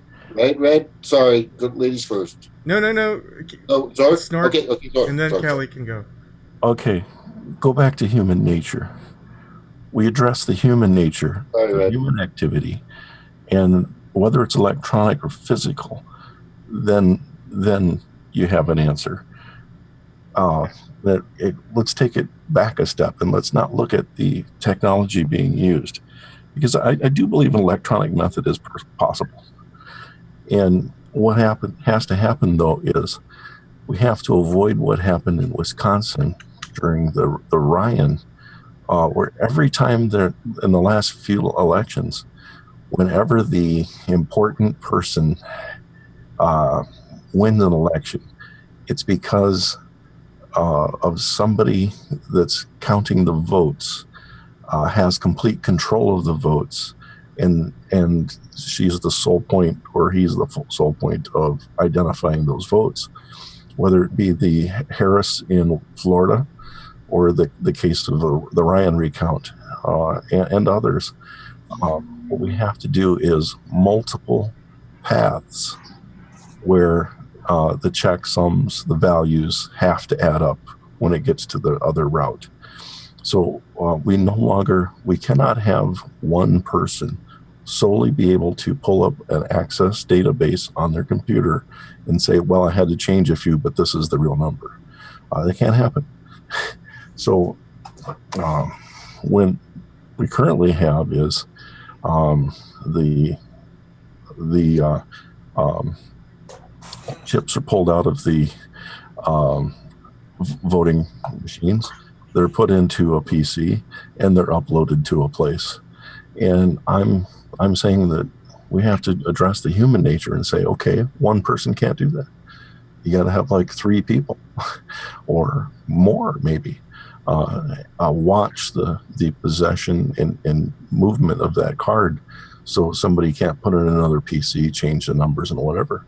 And so when the people cannot tell who the other people are that are making the observations, what the paths are in the second copy, there can't be collusion. And when somebody does something, it's pointed out right away. So again, it comes back to the human factor. How do we address how humans act, and how do we redirect that behavior? And you can get a poll electronically, physically, whatever that you trust. Basically, in Canada, you can go up and put a stack of $20 bills, a foot tall, and the Canadians will form a circle around it and protect it until you come back. It just doesn't happen here. So we have to think of in terms of our nature. In the polling places in Canada, they treat those polls very importantly. They don't have the issues we have here, and it is a cultural issue. But again, whenever we're thinking about failure, we have to think about human factors.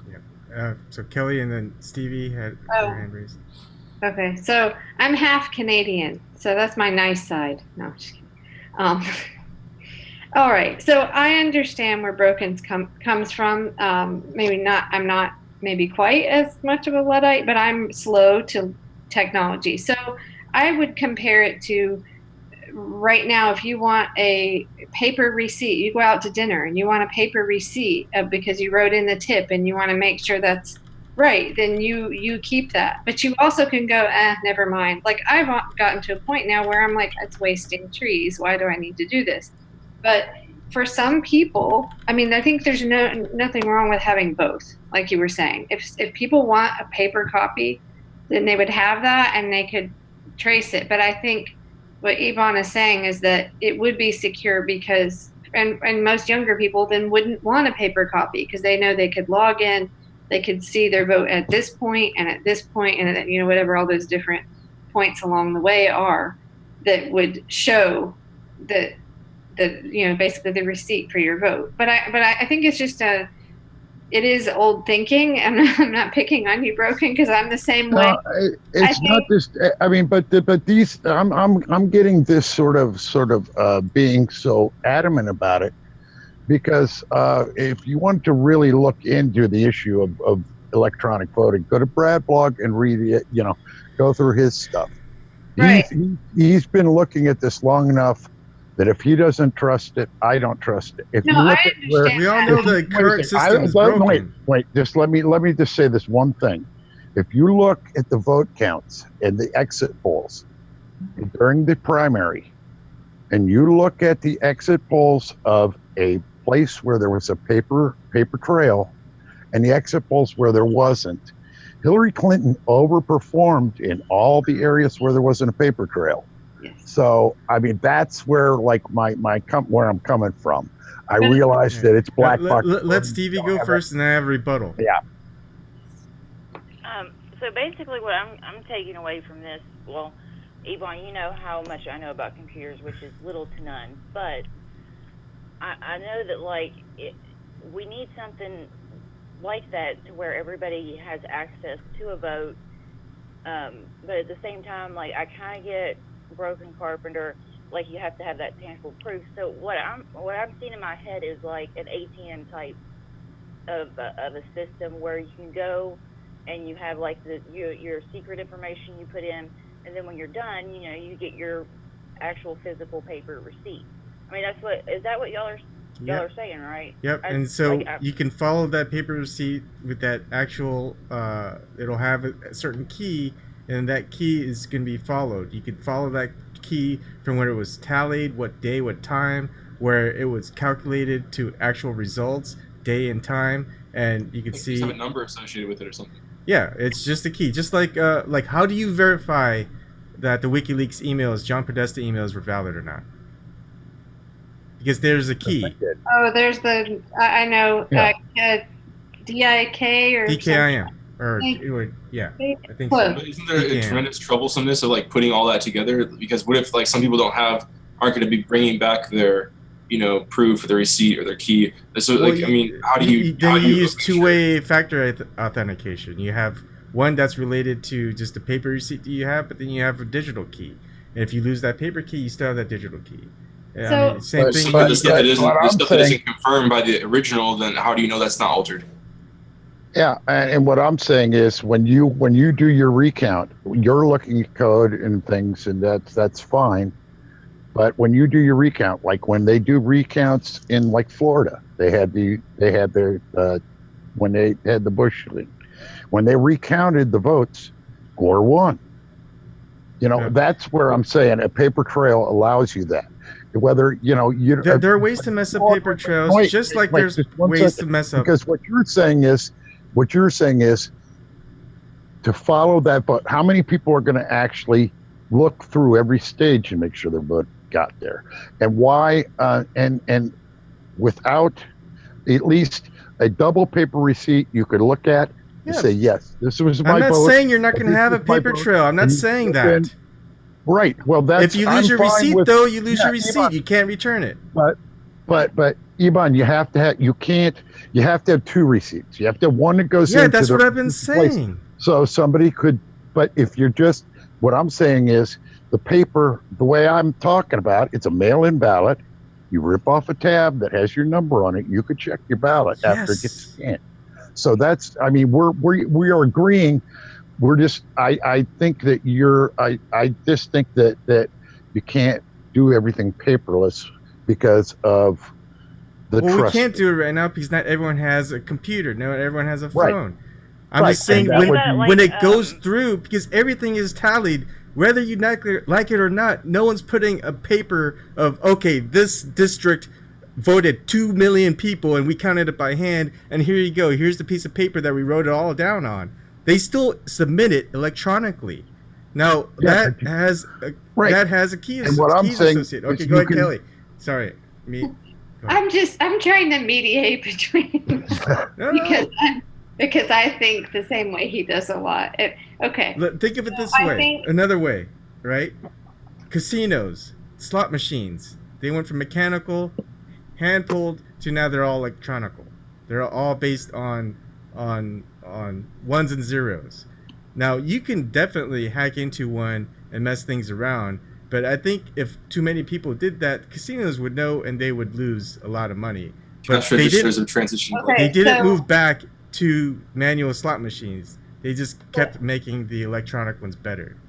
So Broken, how about if you have that system, yet I think it would be very important to have maybe an alternate, okay, maybe not an alternate entity, but a way that these, like this thing I read, these statisticians said, okay, in the Debbie Wasserman Schultz and Tim Canova race, this pattern emerged, and it looked just like the one in California, where somebody else, a different group, could take that information and tally the votes themselves. So it could be double, triple, quadruple, whatever, checked a dozen times by other groups. Anybody, I don't know. So that would sort of that problem. I get what you're saying, Broken. It's just this.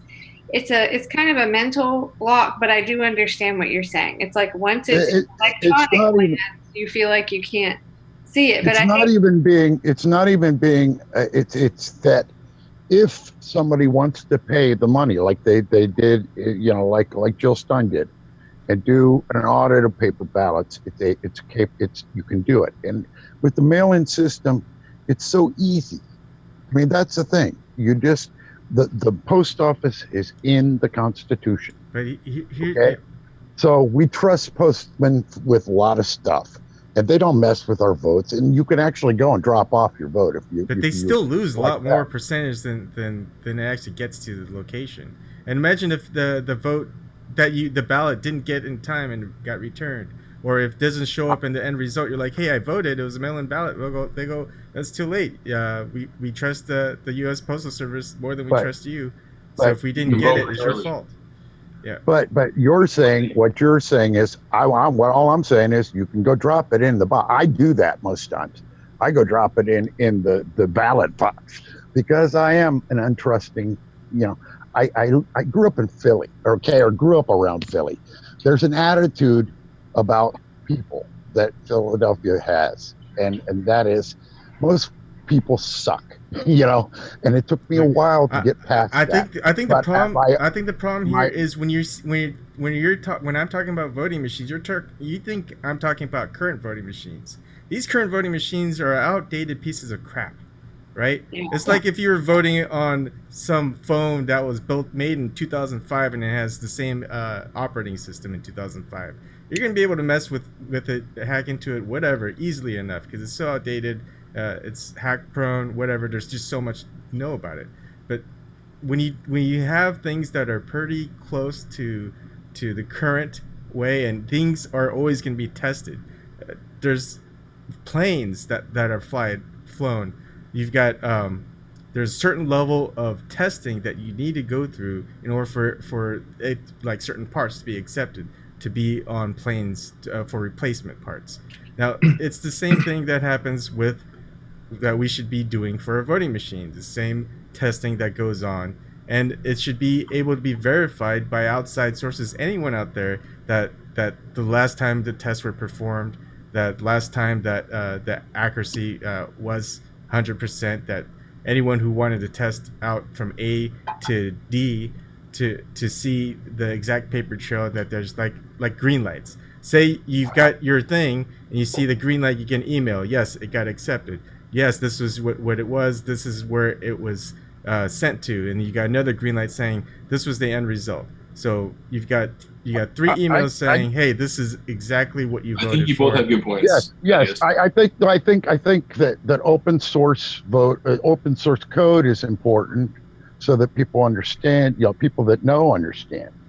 But Well, all I'm saying, I don't understand what the reluctance to have paper ballots. There is no I- reluctance. It's all paper and Well- electronic.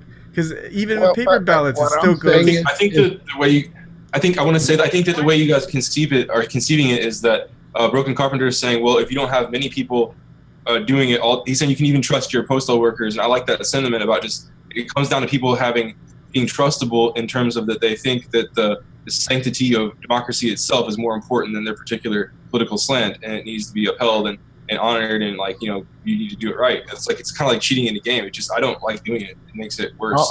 It's not I'm good. just saying. This is way even more higher stakes, and I think that Brogan's saying like if you have a lot of people responsible for this and hand counting it, then you have to have a lot of people being corrupt in order to corrupt it, and so like that's more safe. And what Ebon's saying is this technology is really efficient, but and it doesn't necessarily have to be just one person at the top.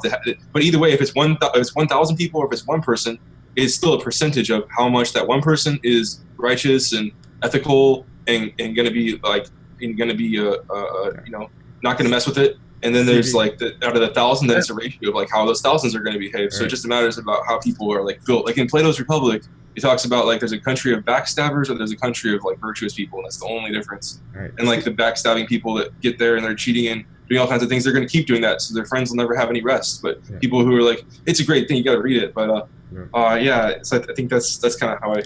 Stevie, go ahead. And then I mean, like I don't think anybody's saying like one system is completely foolproof. Like you have to, but if you use them, together, it strengthens it and it lessens the chance. It's like a password. If you just only use like just letters, or if you use letters with numbers and characters, it's still not foolproof. But like the chances of somebody guessing it is like, way harder. Yeah. So if you I'm just saying all I'm saying is it's an audit against the electronics. And that's what I'm saying. You can audit paper ballots. They do that, but you can do a full recount if you need to check the machine. Right. So it's just. And all I'm saying is that's a fine. I don't mind even the machines counting them.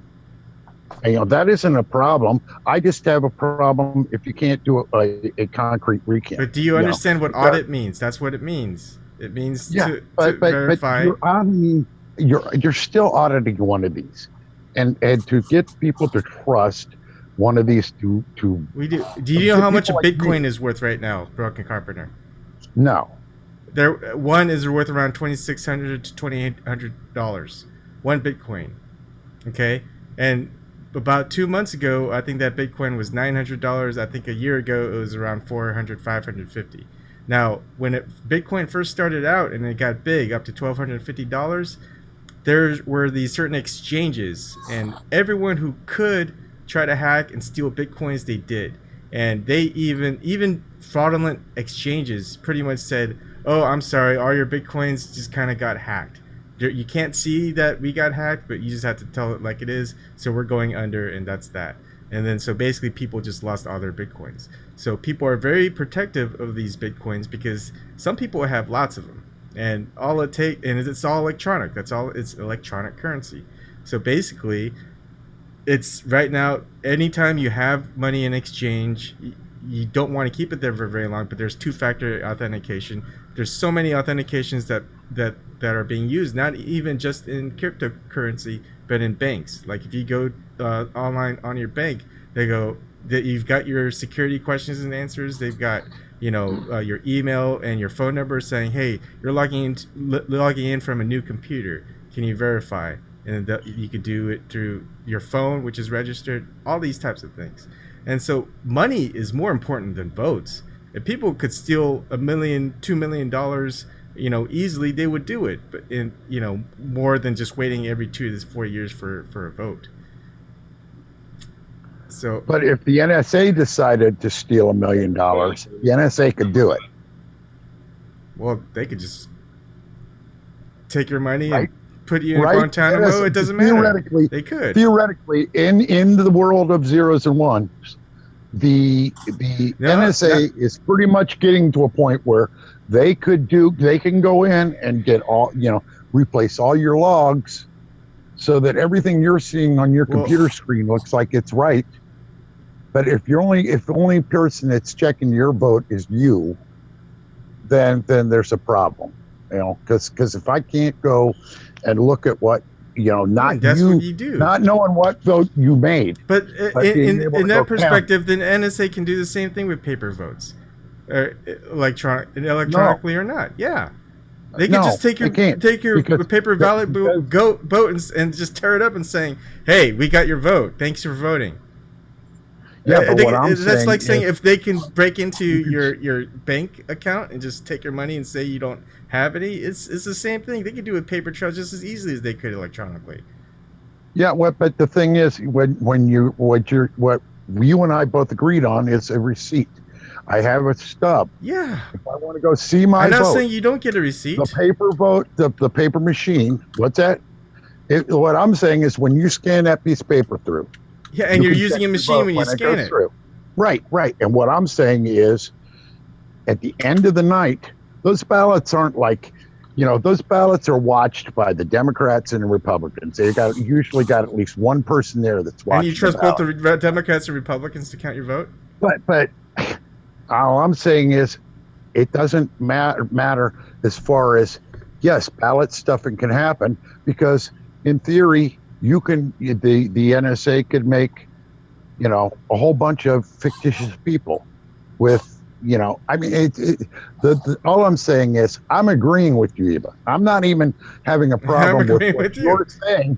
I'm just having a problem with you have to deliver a paper ballot so that no matter what, you have a hard copy. Yeah. What happens when, if we have some sort of electromagnetic event? A pulse. Oh yeah. All right. So computer. Well, if they do, you just go redo it when everything is up. I can still count my vote. I could still count my vote in Washington State. Right. Okay. So here's the thing: you get a receipt when you purchase something with cash. You could give that to anyone; they can return it. They don't have a name. They don't have unless they took your photo ID or something to give you that receipt. You could give that receipt and that product to anyone, and they can return it and get a cash refund.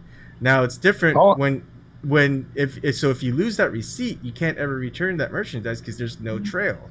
It's a paper trail, yes, but it's not anywhere where they could connect it to you through a credit card. Now, if you had a receipt and you bought it with a credit card, you could get that. You could say, "Hey, this is my credit card. It matches." You lost your receipt. They'll refund it directly to the credit card. They'll take the product back. And that's the difference between a paper trail and an electronic trail.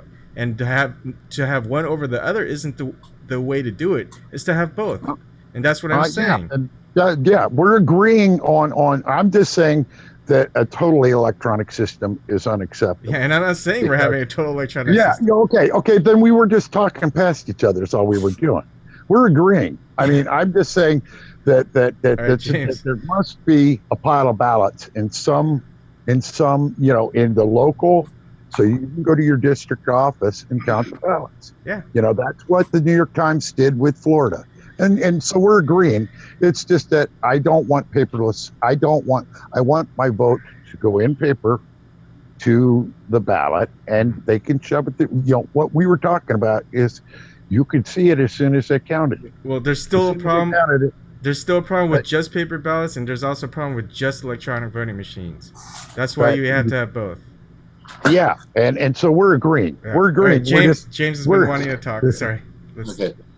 You guys are so close. It's crazy. But there's three things. The first thing I wanted to bring up, and I kept showing the machines that California uses, it actually prints out a receipt, but I can't take the receipt. It happens every year when I'm voting. I'm doing my little vote thing. I'm spinning the wheel, voting for who's going to city council. I finish, and the next thing you know, I'm like, this thing prints and it shows what I've done. It kind of throws out all the people I voted for. It's printed out, but I can't grab the receipt. That drives me crazy. The other thing is, and I think what Broken is saying, not only is it just for him, but there's a lot of distrust in regards to computers in general, hacking the words and all that stuff. it's tough for a lot of people to comprehend that, and it doesn't mean you're naive. It just basically means that with all the hype and hacking right now, I don't know if that's a great idea. Lastly, if you guys know what the Euro, MasterCard, Visa, or chips that were mandated, I think it was in October of 2015 by Obama, where you have to use the smart chip to insert your credit cards. Yep. What that actually does is that chip creates a different number every time. So instead of using the same identification number, it creates a totally different number and can't be copied. So what the credit card companies are trusting is that when person-to-person transaction happens, and the guy walks in with his ID, and the guy at the pizza place goes, "Here's my ID. Here's my credit card. I'm going to slip it in." The credit card company is trusting that the pizza place identified the person, took the transaction, matched his credit card name with his identification, which never happens, but that's the assumption by the credit card company. And then that information does the transaction, and it's protected that way. But here's the best thing about that is that you can't refute it. You can't what do they call that? You can't dispute it. You can't dispute the charge because everybody believes that it was you that went and purchased that item. Before that, people used to be able to, with a swipe of a credit card, the system didn't work that way. I mean, all of Europe and everybody was doing this, and we were like the last people to do it. So as far as that could be a process, maybe on your driver's license, that you have a chip that indicates this is me, I'm putting in my vote.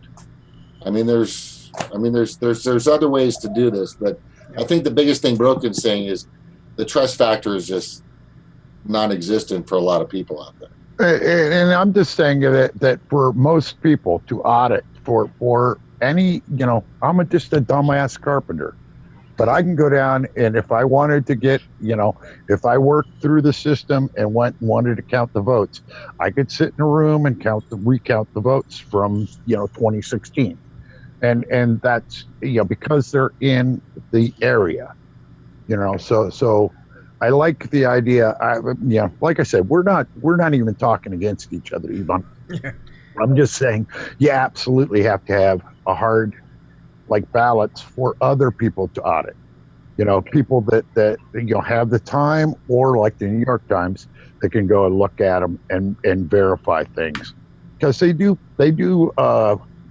There's so much auditing that's done of the optical scan machines to check them, and that has Snork. I can't remember this stuff, but there's the how much what the range of your just auditing like a tenth of the votes, what the range of it being accurate over the 100%. You know what I mean? It's I can't remember the name of it, Snork. It's when you do chemistry experiments and you're figuring out how much. I know what you're saying.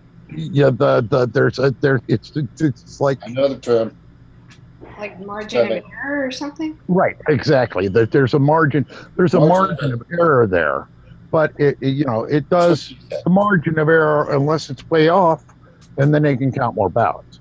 But that's I like I say, we're not even. We're simpatico, we just got to get the two systems. We're working on the exact system that we're gonna. You can design the software. I will design how the paper ballots get to and from. Yeah. That's all.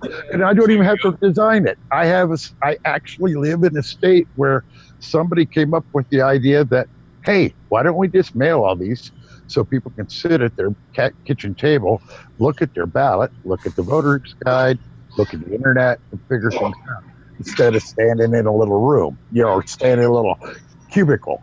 Because unless you figured everything out ahead, you got to figure everything out ahead of time. You know, we can figure things out, like the local things that you don't really, you aren't hooked into, that suddenly show up on your ballot. You can look it up. So I like the system we got. I'm sort of bragging it up to some extent, and it fits perfectly with your system.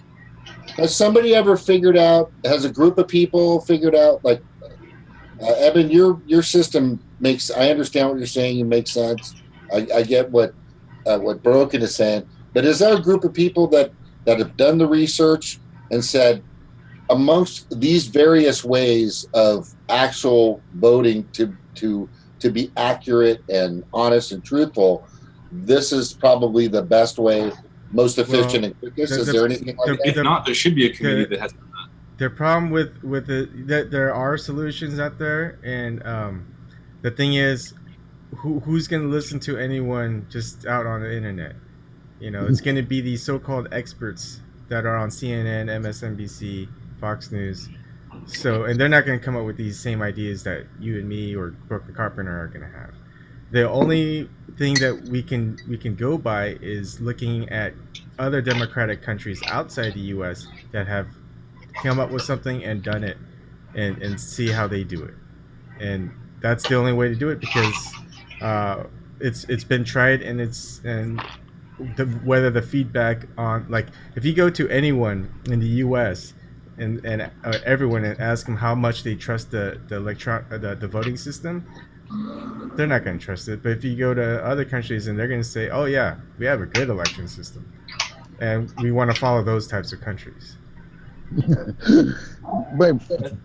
think it depends on the election, and if how much somebody is disliked. Like, if Trump was disliked, but I think a lot of that was greatly exaggerated and just sort of a show and pomp, or something like that, hype.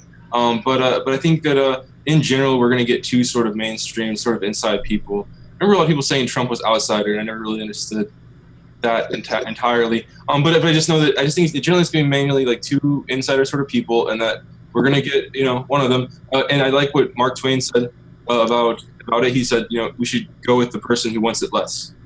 And I don't know. I see that on I don't know. I see Obama being pretty laid back. I see Trump, he took it more laid back, and whoever it is, and even in just little arguments, I like to look at people who are really relaxed and see that those people do really well. I think that's what there's a video online. It's very obscure. It's Bill Maher, and there's all these seats, empty seats. And it's like some theater in Canada or something. And he's talking about being relaxed, and that everything is about being relaxed, and that's his cardinal thing about his whole acting style. Is that he just figures that anybody does their best when they're relaxed. It's also really goes in with Zen and some sort of Eastern cultures about. Did you just mention Bill Maher? He did. Possibly. Triggered. Now it's my turn. I know. Triggered. Oh yeah, you got to go sit in the corner, Ben. Thanks for that. Yeah. You got to. I heard you say empty seats, and I'm like, oh, I hope he's traveling around the U.S. and he has half empty auditoriums. Oh no, Bill Murray. Oh, Murray. Okay. Murray. Well, yeah.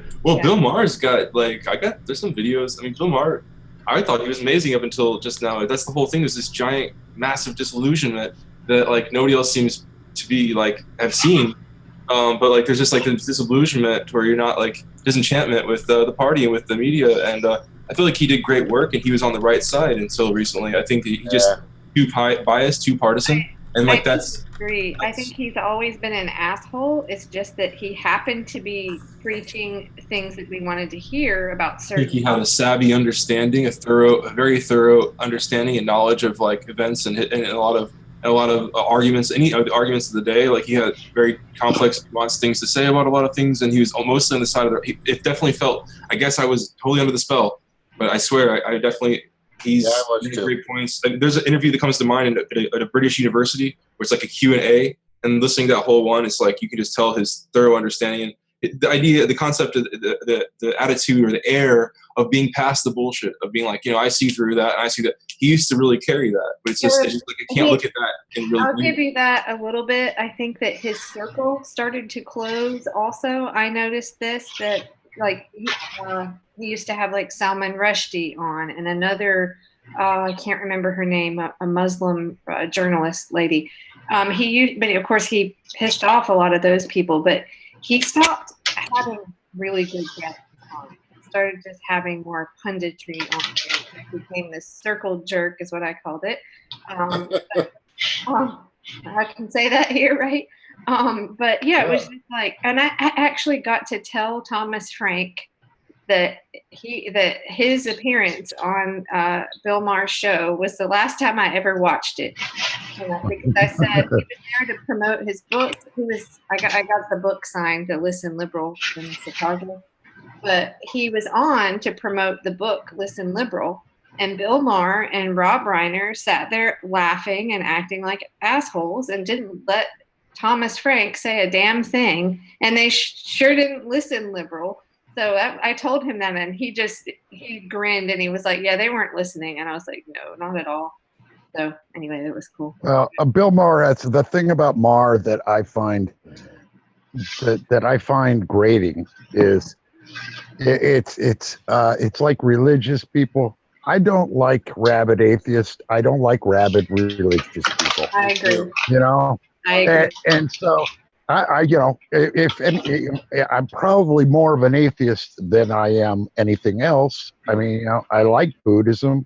I think it's a beautiful religion, and you know, and if I looked into you know, the Quran, I would probably find things in it I thought were beautiful. I mean, for some people, it's sort of a living guide or whatever. Yeah. For other people, it's a bludgeon to beat upon other people with. Yeah. Have you read Siddhartha? Have you read Siddhartha? Yes. I listened to it on audiobook on the Crocs. A couple times. But I agree with you, and my husband across the river. hopefully won't mind me telling him a story. Well, it's not really that specific, but he was kind of raised Southern Baptist. Like his parents didn't practice it, but his grandparents did, like big time.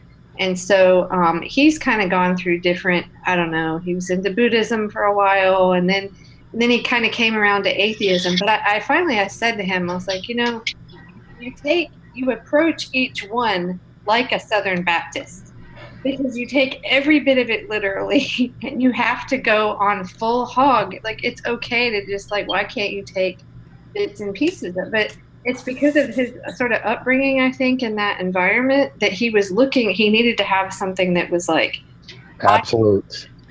Here's my take on it. Oh, go ahead. No, it's okay. I was just gonna say, I always just I'm agnostic. Yeah, I'm leaning atheist, but rabid atheism, they don't fucking know either. Yeah, it's like the person who's religious saying, "Hey, this is what happens when you die," and then the atheist goes, "No, that's not what happens when you die. When you die, nothing happens." It's like, how do you know even that? Right. Perfect. The basically agnostic, like people like I say I'm agnostic because the real answer is I don't know, you don't know. Even if you do know, I don't know that you know, and that was it. You know, right. You could just spend one trippy night smoking a joint or something, right? But see, it takes someone. I think you have to be okay with uncertainty. You have to be okay with not concrete answers, and you have to be okay with ambiguous thinking, I guess, which Dante is said why we're all here. Uncertainty is just as good as certainty. That's kind of why we're all here. We don't, we think outside the box, and we get new information, and we go, oh, okay, and we change it. We're not rigid in that thinking. I just think it's kind of a mentality, And even if I died and I had some weird after death experience, and I somehow came back, and I tell people exactly what happened, that doesn't necessarily mean that's gonna be exactly what happens to them, right? If they died. And like Snork has been talking about, like alternate universes and stuff. Buddhism encompasses the thought that that's a possibility. I mean, because I watched who's the guy? Who's the woman who played in Pulp Fiction? Uma Thurman. Uma Thurman. That's it. Her father has written a lot about Buddhism, and I saw him talking about it. And talking about like their impression of like heaven and stuff, and the idea that heaven's an infinite thing, that there's a heaven of incense where there's nothing but lovely smells or whatever, and so I really feel like there's in Taoism there's something like religion is there for people to approach death, life and death, and it's a way, like Kelly's saying, it gives people a certainty, and that's fine with me. I don't tell gay people where they can go, what they can do. Don't tell trans people where they can go to the bathroom. There's just a lot of things that I just think that religion has no part of. But in a personal life, I see where religion is done. Lots of people. One of my good friends is a rabbi. She became a rabbi, sort of at almost retirement age. She went back to school and became a rabbi. So she married my son. And actually, her husband's a philosophy professor. He married my wife and I. In a Quaker ceremony. We got the Quaker ceremony deal because it was, my wife had a little bit of background in Quakerism. It was about and we found out that it was basically you just signed the license, and it's a witness kind of thing, And I like that. That gave me the freedom to have sort of not have, and we did eventually get remarried in the Roman Catholic Church because my wife needed to get baptized. Mm-hmm. I had to be married into the church. So technically, because I went to the classes and stuff, I am a part of the Catholic Church. I just, I look at it as they are supportive of my wife. They're supportive of, my wife's work with people.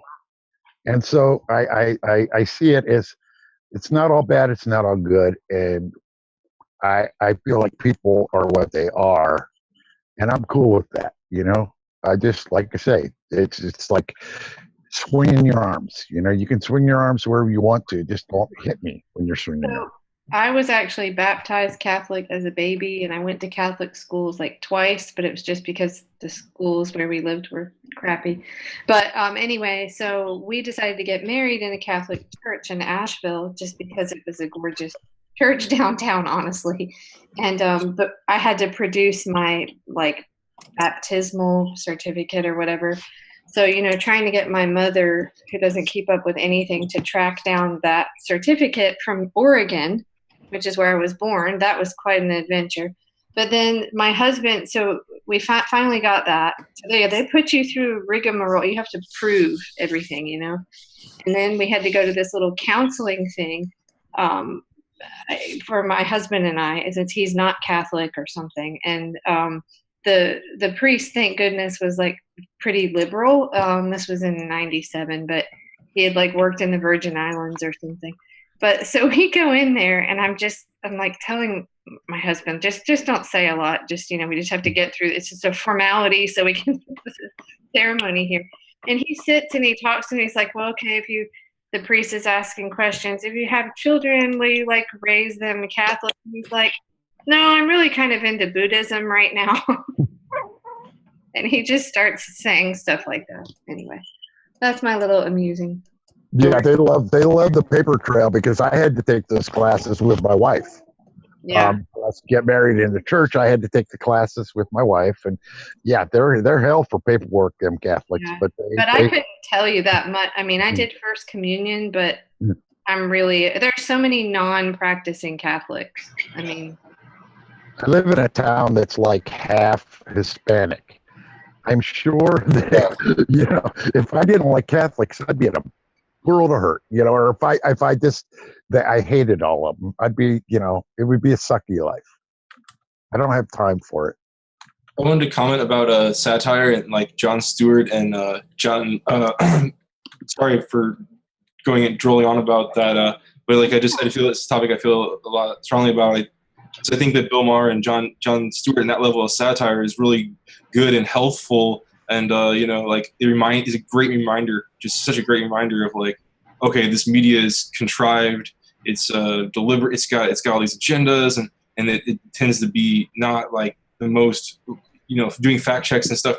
So I don't know, I just think it's so important, and they used to do that work. They literally, I feel I just still kind of feel they used to really do that work. At least they had good like templates and forms. Yeah, I think they. I don't know. And just now that everybody thinks it's the same. They still think there's a Daily Show, but there's not.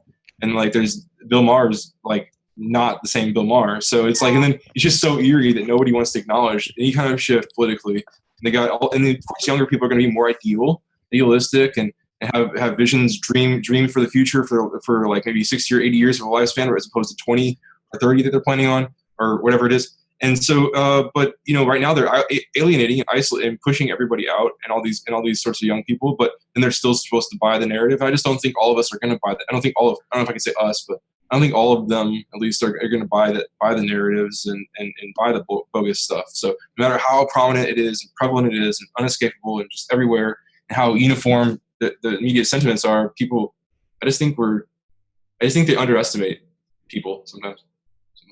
And those functions and those positions are really important. And so I don't know, Hard Bastard and Redacted Tonight, I just keep saying it.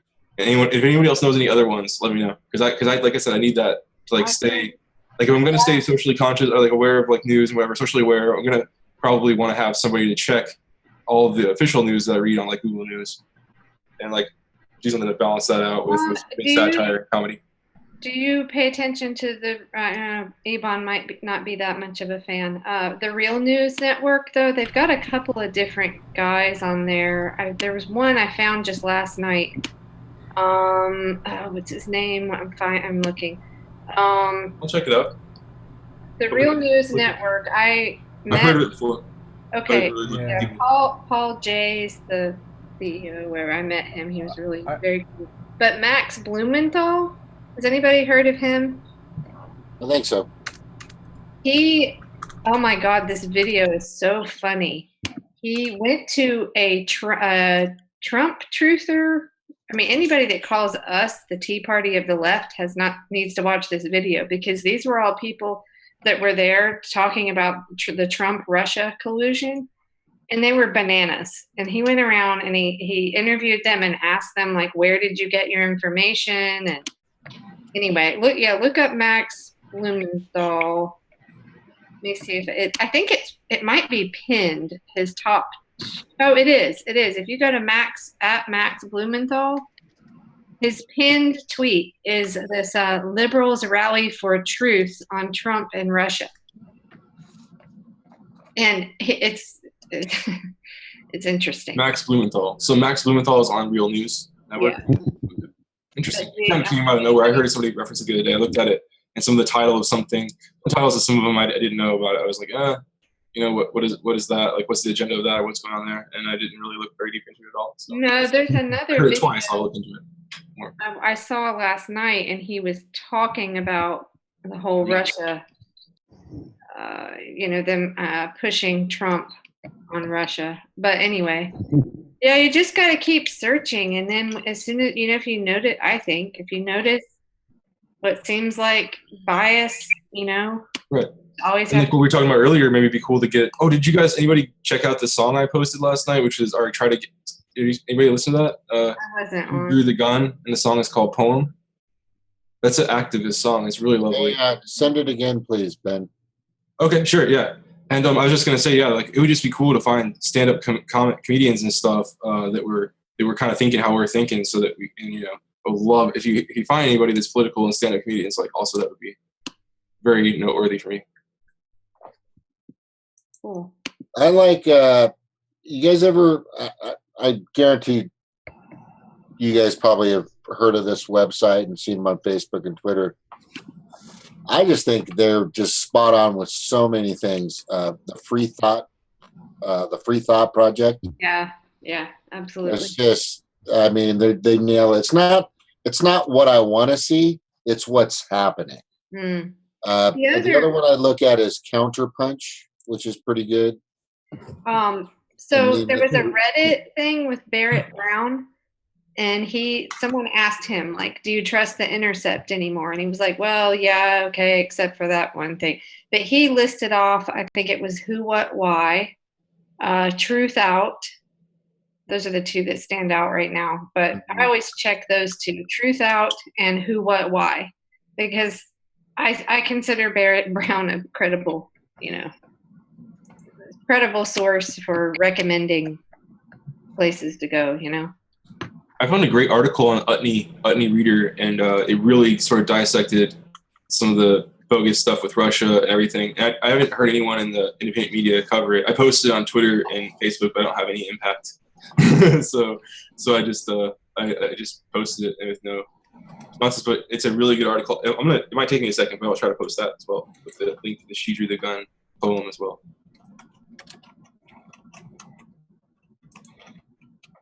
So I went to church when I was a kid, and we used to play football in the cemetery, and we used to get in trouble because we used to break all the tombstones, tackling each other. Yeah. But and I was raised, my dad was really religious till the day he left. But the thing is passed away. But my mom has been an atheist, and my sister atheist. They're not like they're kind of like me, more staunch, more agnostic, which is good. But my sister is a Democrat, man. It's just we don't even talk anymore. We talk about business and like school or work or how's your kids doing? How's your kids doing? But we do not come anywhere close to talking about politics now. Because I don't get her and she don't get me, but she's fantastic. And then speaking of pot, you guys were talking about pot a while ago, and I'm going to throw my mom under the bus because this is freaking funny. And I think I told you guys. No, she's got joint pains and she's older. It's hard to manipulate that mouse and play World of Warcraft. You got to be smooth with the movements. And be a healer.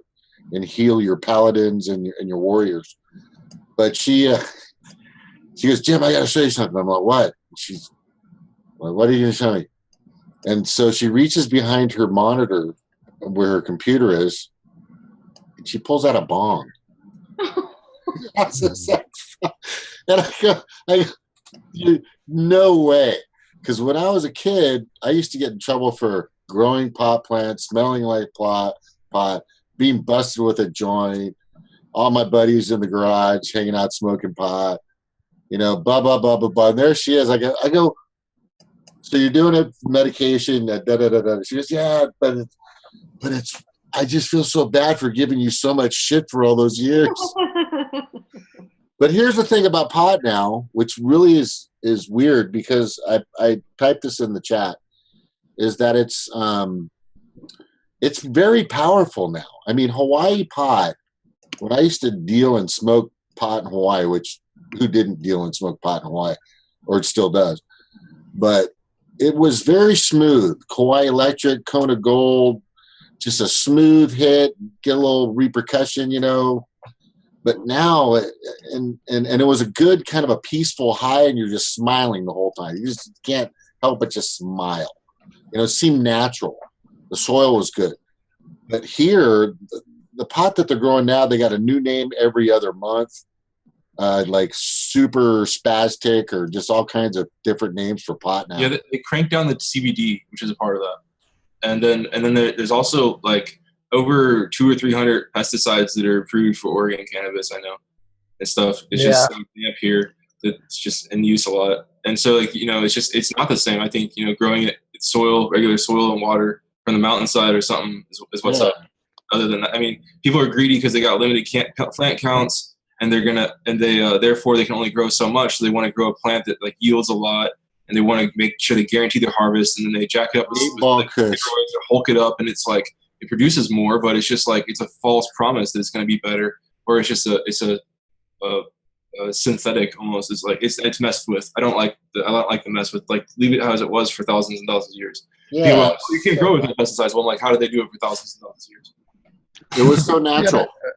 We're actually in Washington State. Everything's tested for pesticides and I'm thinking fungus, but you know what I mean. Spider mites and all that. Yeah, everything's tested.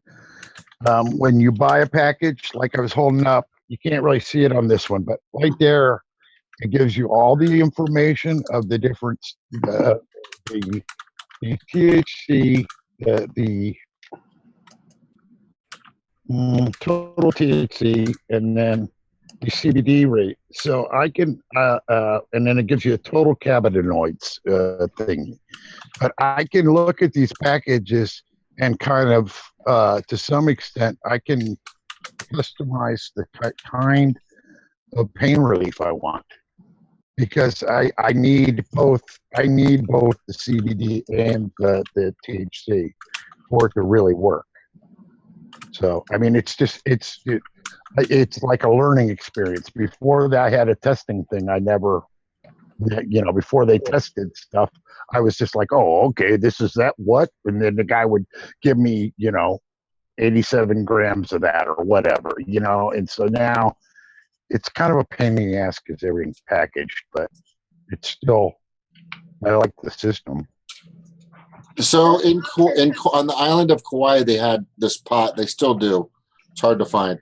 They used to call it Kauai Electric, and everybody used to go, "Why do they call it Kauai Electric?" And the reason is because they used to use the power lines to cause like a greenhouse warming effect to help the plants grow faster, I think. So the low-hanging electrical power lines with megawatts of current going across the mountains would come close to the tips of some of these hills, and they would plant them right there around there. And they would pick them. And you had to be careful picking these things. You had to throw a rock at them to knock them over first. I'm not saying I used to do it, but you had to they had boulders, so you knock them over so you didn't get electrocuted. But that's why they called it Kauai Electric. It was because they used the power lines to help it grow better. But it also beer in a mug could be like grown on a plant, and it just like came out and it was ready to go in a cold in a mug like that. You'd have a plant count with that too, and the seeds would be regulated. It would be Well, oh yeah, well everything's followed. Everything is followed in the state of Washington. You have to have a certain kind of security system so that they can watch. You have to tag everything so that they can count every plant, every seed. That's the system. They know everything. It's just like alcohol, though. They do the same thing with alcohol. They count how much grain you buy. They make sure that you're not cheating the tax system. But what you're talking to is it's called the seed to scale thing. They've been talking about it for like 3 or 4 years, and they're getting it unrolling. And I think like Microsoft is mentioned Washington is partnering with another the California state government to work on their rollout, and they're going to be doing that there too. So once every gram in that system is able to, it's a disagreeable system for some people having the CCTV on your plants and like really up down your back or whatever, breathing down your neck, like watching you. But it's a way to tax every gram and make sure every gram is like every bit is taxed. And then once they can do that, I think it'll be a lot more marketable across the country or something, or it'll be like more appealing for other people. Well, if this wasn't being recorded, I could tell my funny pot story about how I accidentally, without knowledge, took pot inside a couch across the border to Canada and back. I'm not joking. That's awesome. Oh, hell's bells. I mean, technically, every time I get on a plane, I take a little bit off with me because it's in my pockets and stuff. Actually, I didn't know it was there, but some people might have smoked it after we determined it was there and turned very green because God only knows how old it was or where it was from. But anyway. Anyway, it's kind of a lot of stigma, or what do you say, like stigma and like taboo and a lot of superstition, propaganda, misinformation regarding it. Oh no. I feel like, I mean, it's like if you take a list, if you made a big long list and thought out every single inebriant that you could think of that people use to get inebriated, intoxicated, whatever, what so-called with cannabis, it can be pretty. Anyway, whatever. But so like, if you made a big list that showed every single inebriant, intoxicant, whatever people use, and like a whole list, like marijuana would be on the very bottom, towards the very bottom at least, all the way towards the very bottom of that list, in like terms of side effects and danger and whatever. Even like the figures about alcohol. I mean, the figures that 400,000 Americans die a year of cigarettes death, related deaths. I think it's 20,000 people, maybe, or 18,000 die of alcohol-related illnesses, and then like 10,000, another 10,000 for car crashes, and then you have like 100,000 assaults a year that are related to alcohol, and about 20,000, or a bunch, an incredible amount of sexual assaults. And so it's like in marijuana, if you think that alcohol should be legal, you really have to think that marijuana should be legal. I really feel It will be. Well, It's so one normalized now that even here in West Virginia, there's the people are like, "Hey, are we gonna legalize it? Like, when are we gonna do this? Can we get some pot here?" Hey, Stevie, It's what like game? that place, the coal market. I mean, this is like a conservative type of state, and even we are like, let's legalize it. So, Stevie, what game are you playing? Yeah, I'm curious. Terraria. Oh, okay. It's kind of like a 2D version of Minecraft. I think it's Minecraft, funny. I We're think. all getting more comfortable. It's like, I'm just gonna lie on the couch. Yeah, I'm helping out my son. He's trying to build a house on here, so I'm Oh. farming some stuff for him. I was gonna say Makes about, me want to play video games. All right. actually, yeah, it's late. I'll Yeah. save it for another time. It's about It's 11. thought and the brain when you're younger, but yeah. Yeah, I think we went on for 4.5 hours today. Oh, damn, really? Yeah. Well, Damn. an hour and a half. But it was such 4 a hours. great 4 conversation. hours. Yeah. Damn, 4 hours. Tim's been stopping earlier. It seems like. Yeah, for this interview, but remember he did do an interview with Sam Cedar. Right. Yeah, I haven't seen that one yet. Yeah. I haven't seen want- it yet. I wanna And see plus that. There's an H.A. Goodman segment that I'm going to watch as well. Yep, HA did one on the Sam Cedar segment. I've Alright. just never liked him very much. So Sam Cedar, I don't know. He just. Meh. Oh, The first things I heard him say, I'm gonna be really mad. if you go to a live interview, I think it's like 2.5 hours long. If you look at the comments there, oh man, people don't like Tim Black. Or his Really? fans don't like him. Yeah. I Oh, well, want we to don't like him. There's nothing Well, wrong. of course, yeah. But all right. Good night, so everybody. shells. Thank you for Good night, showing. everyone. Thank you, Bye, everyone that's in everybody. chat. Thanks again, everybody. Love y'all. Have a good night. Night, guys. I'm gonna run out and feed my dogs. Perfect timing. Later.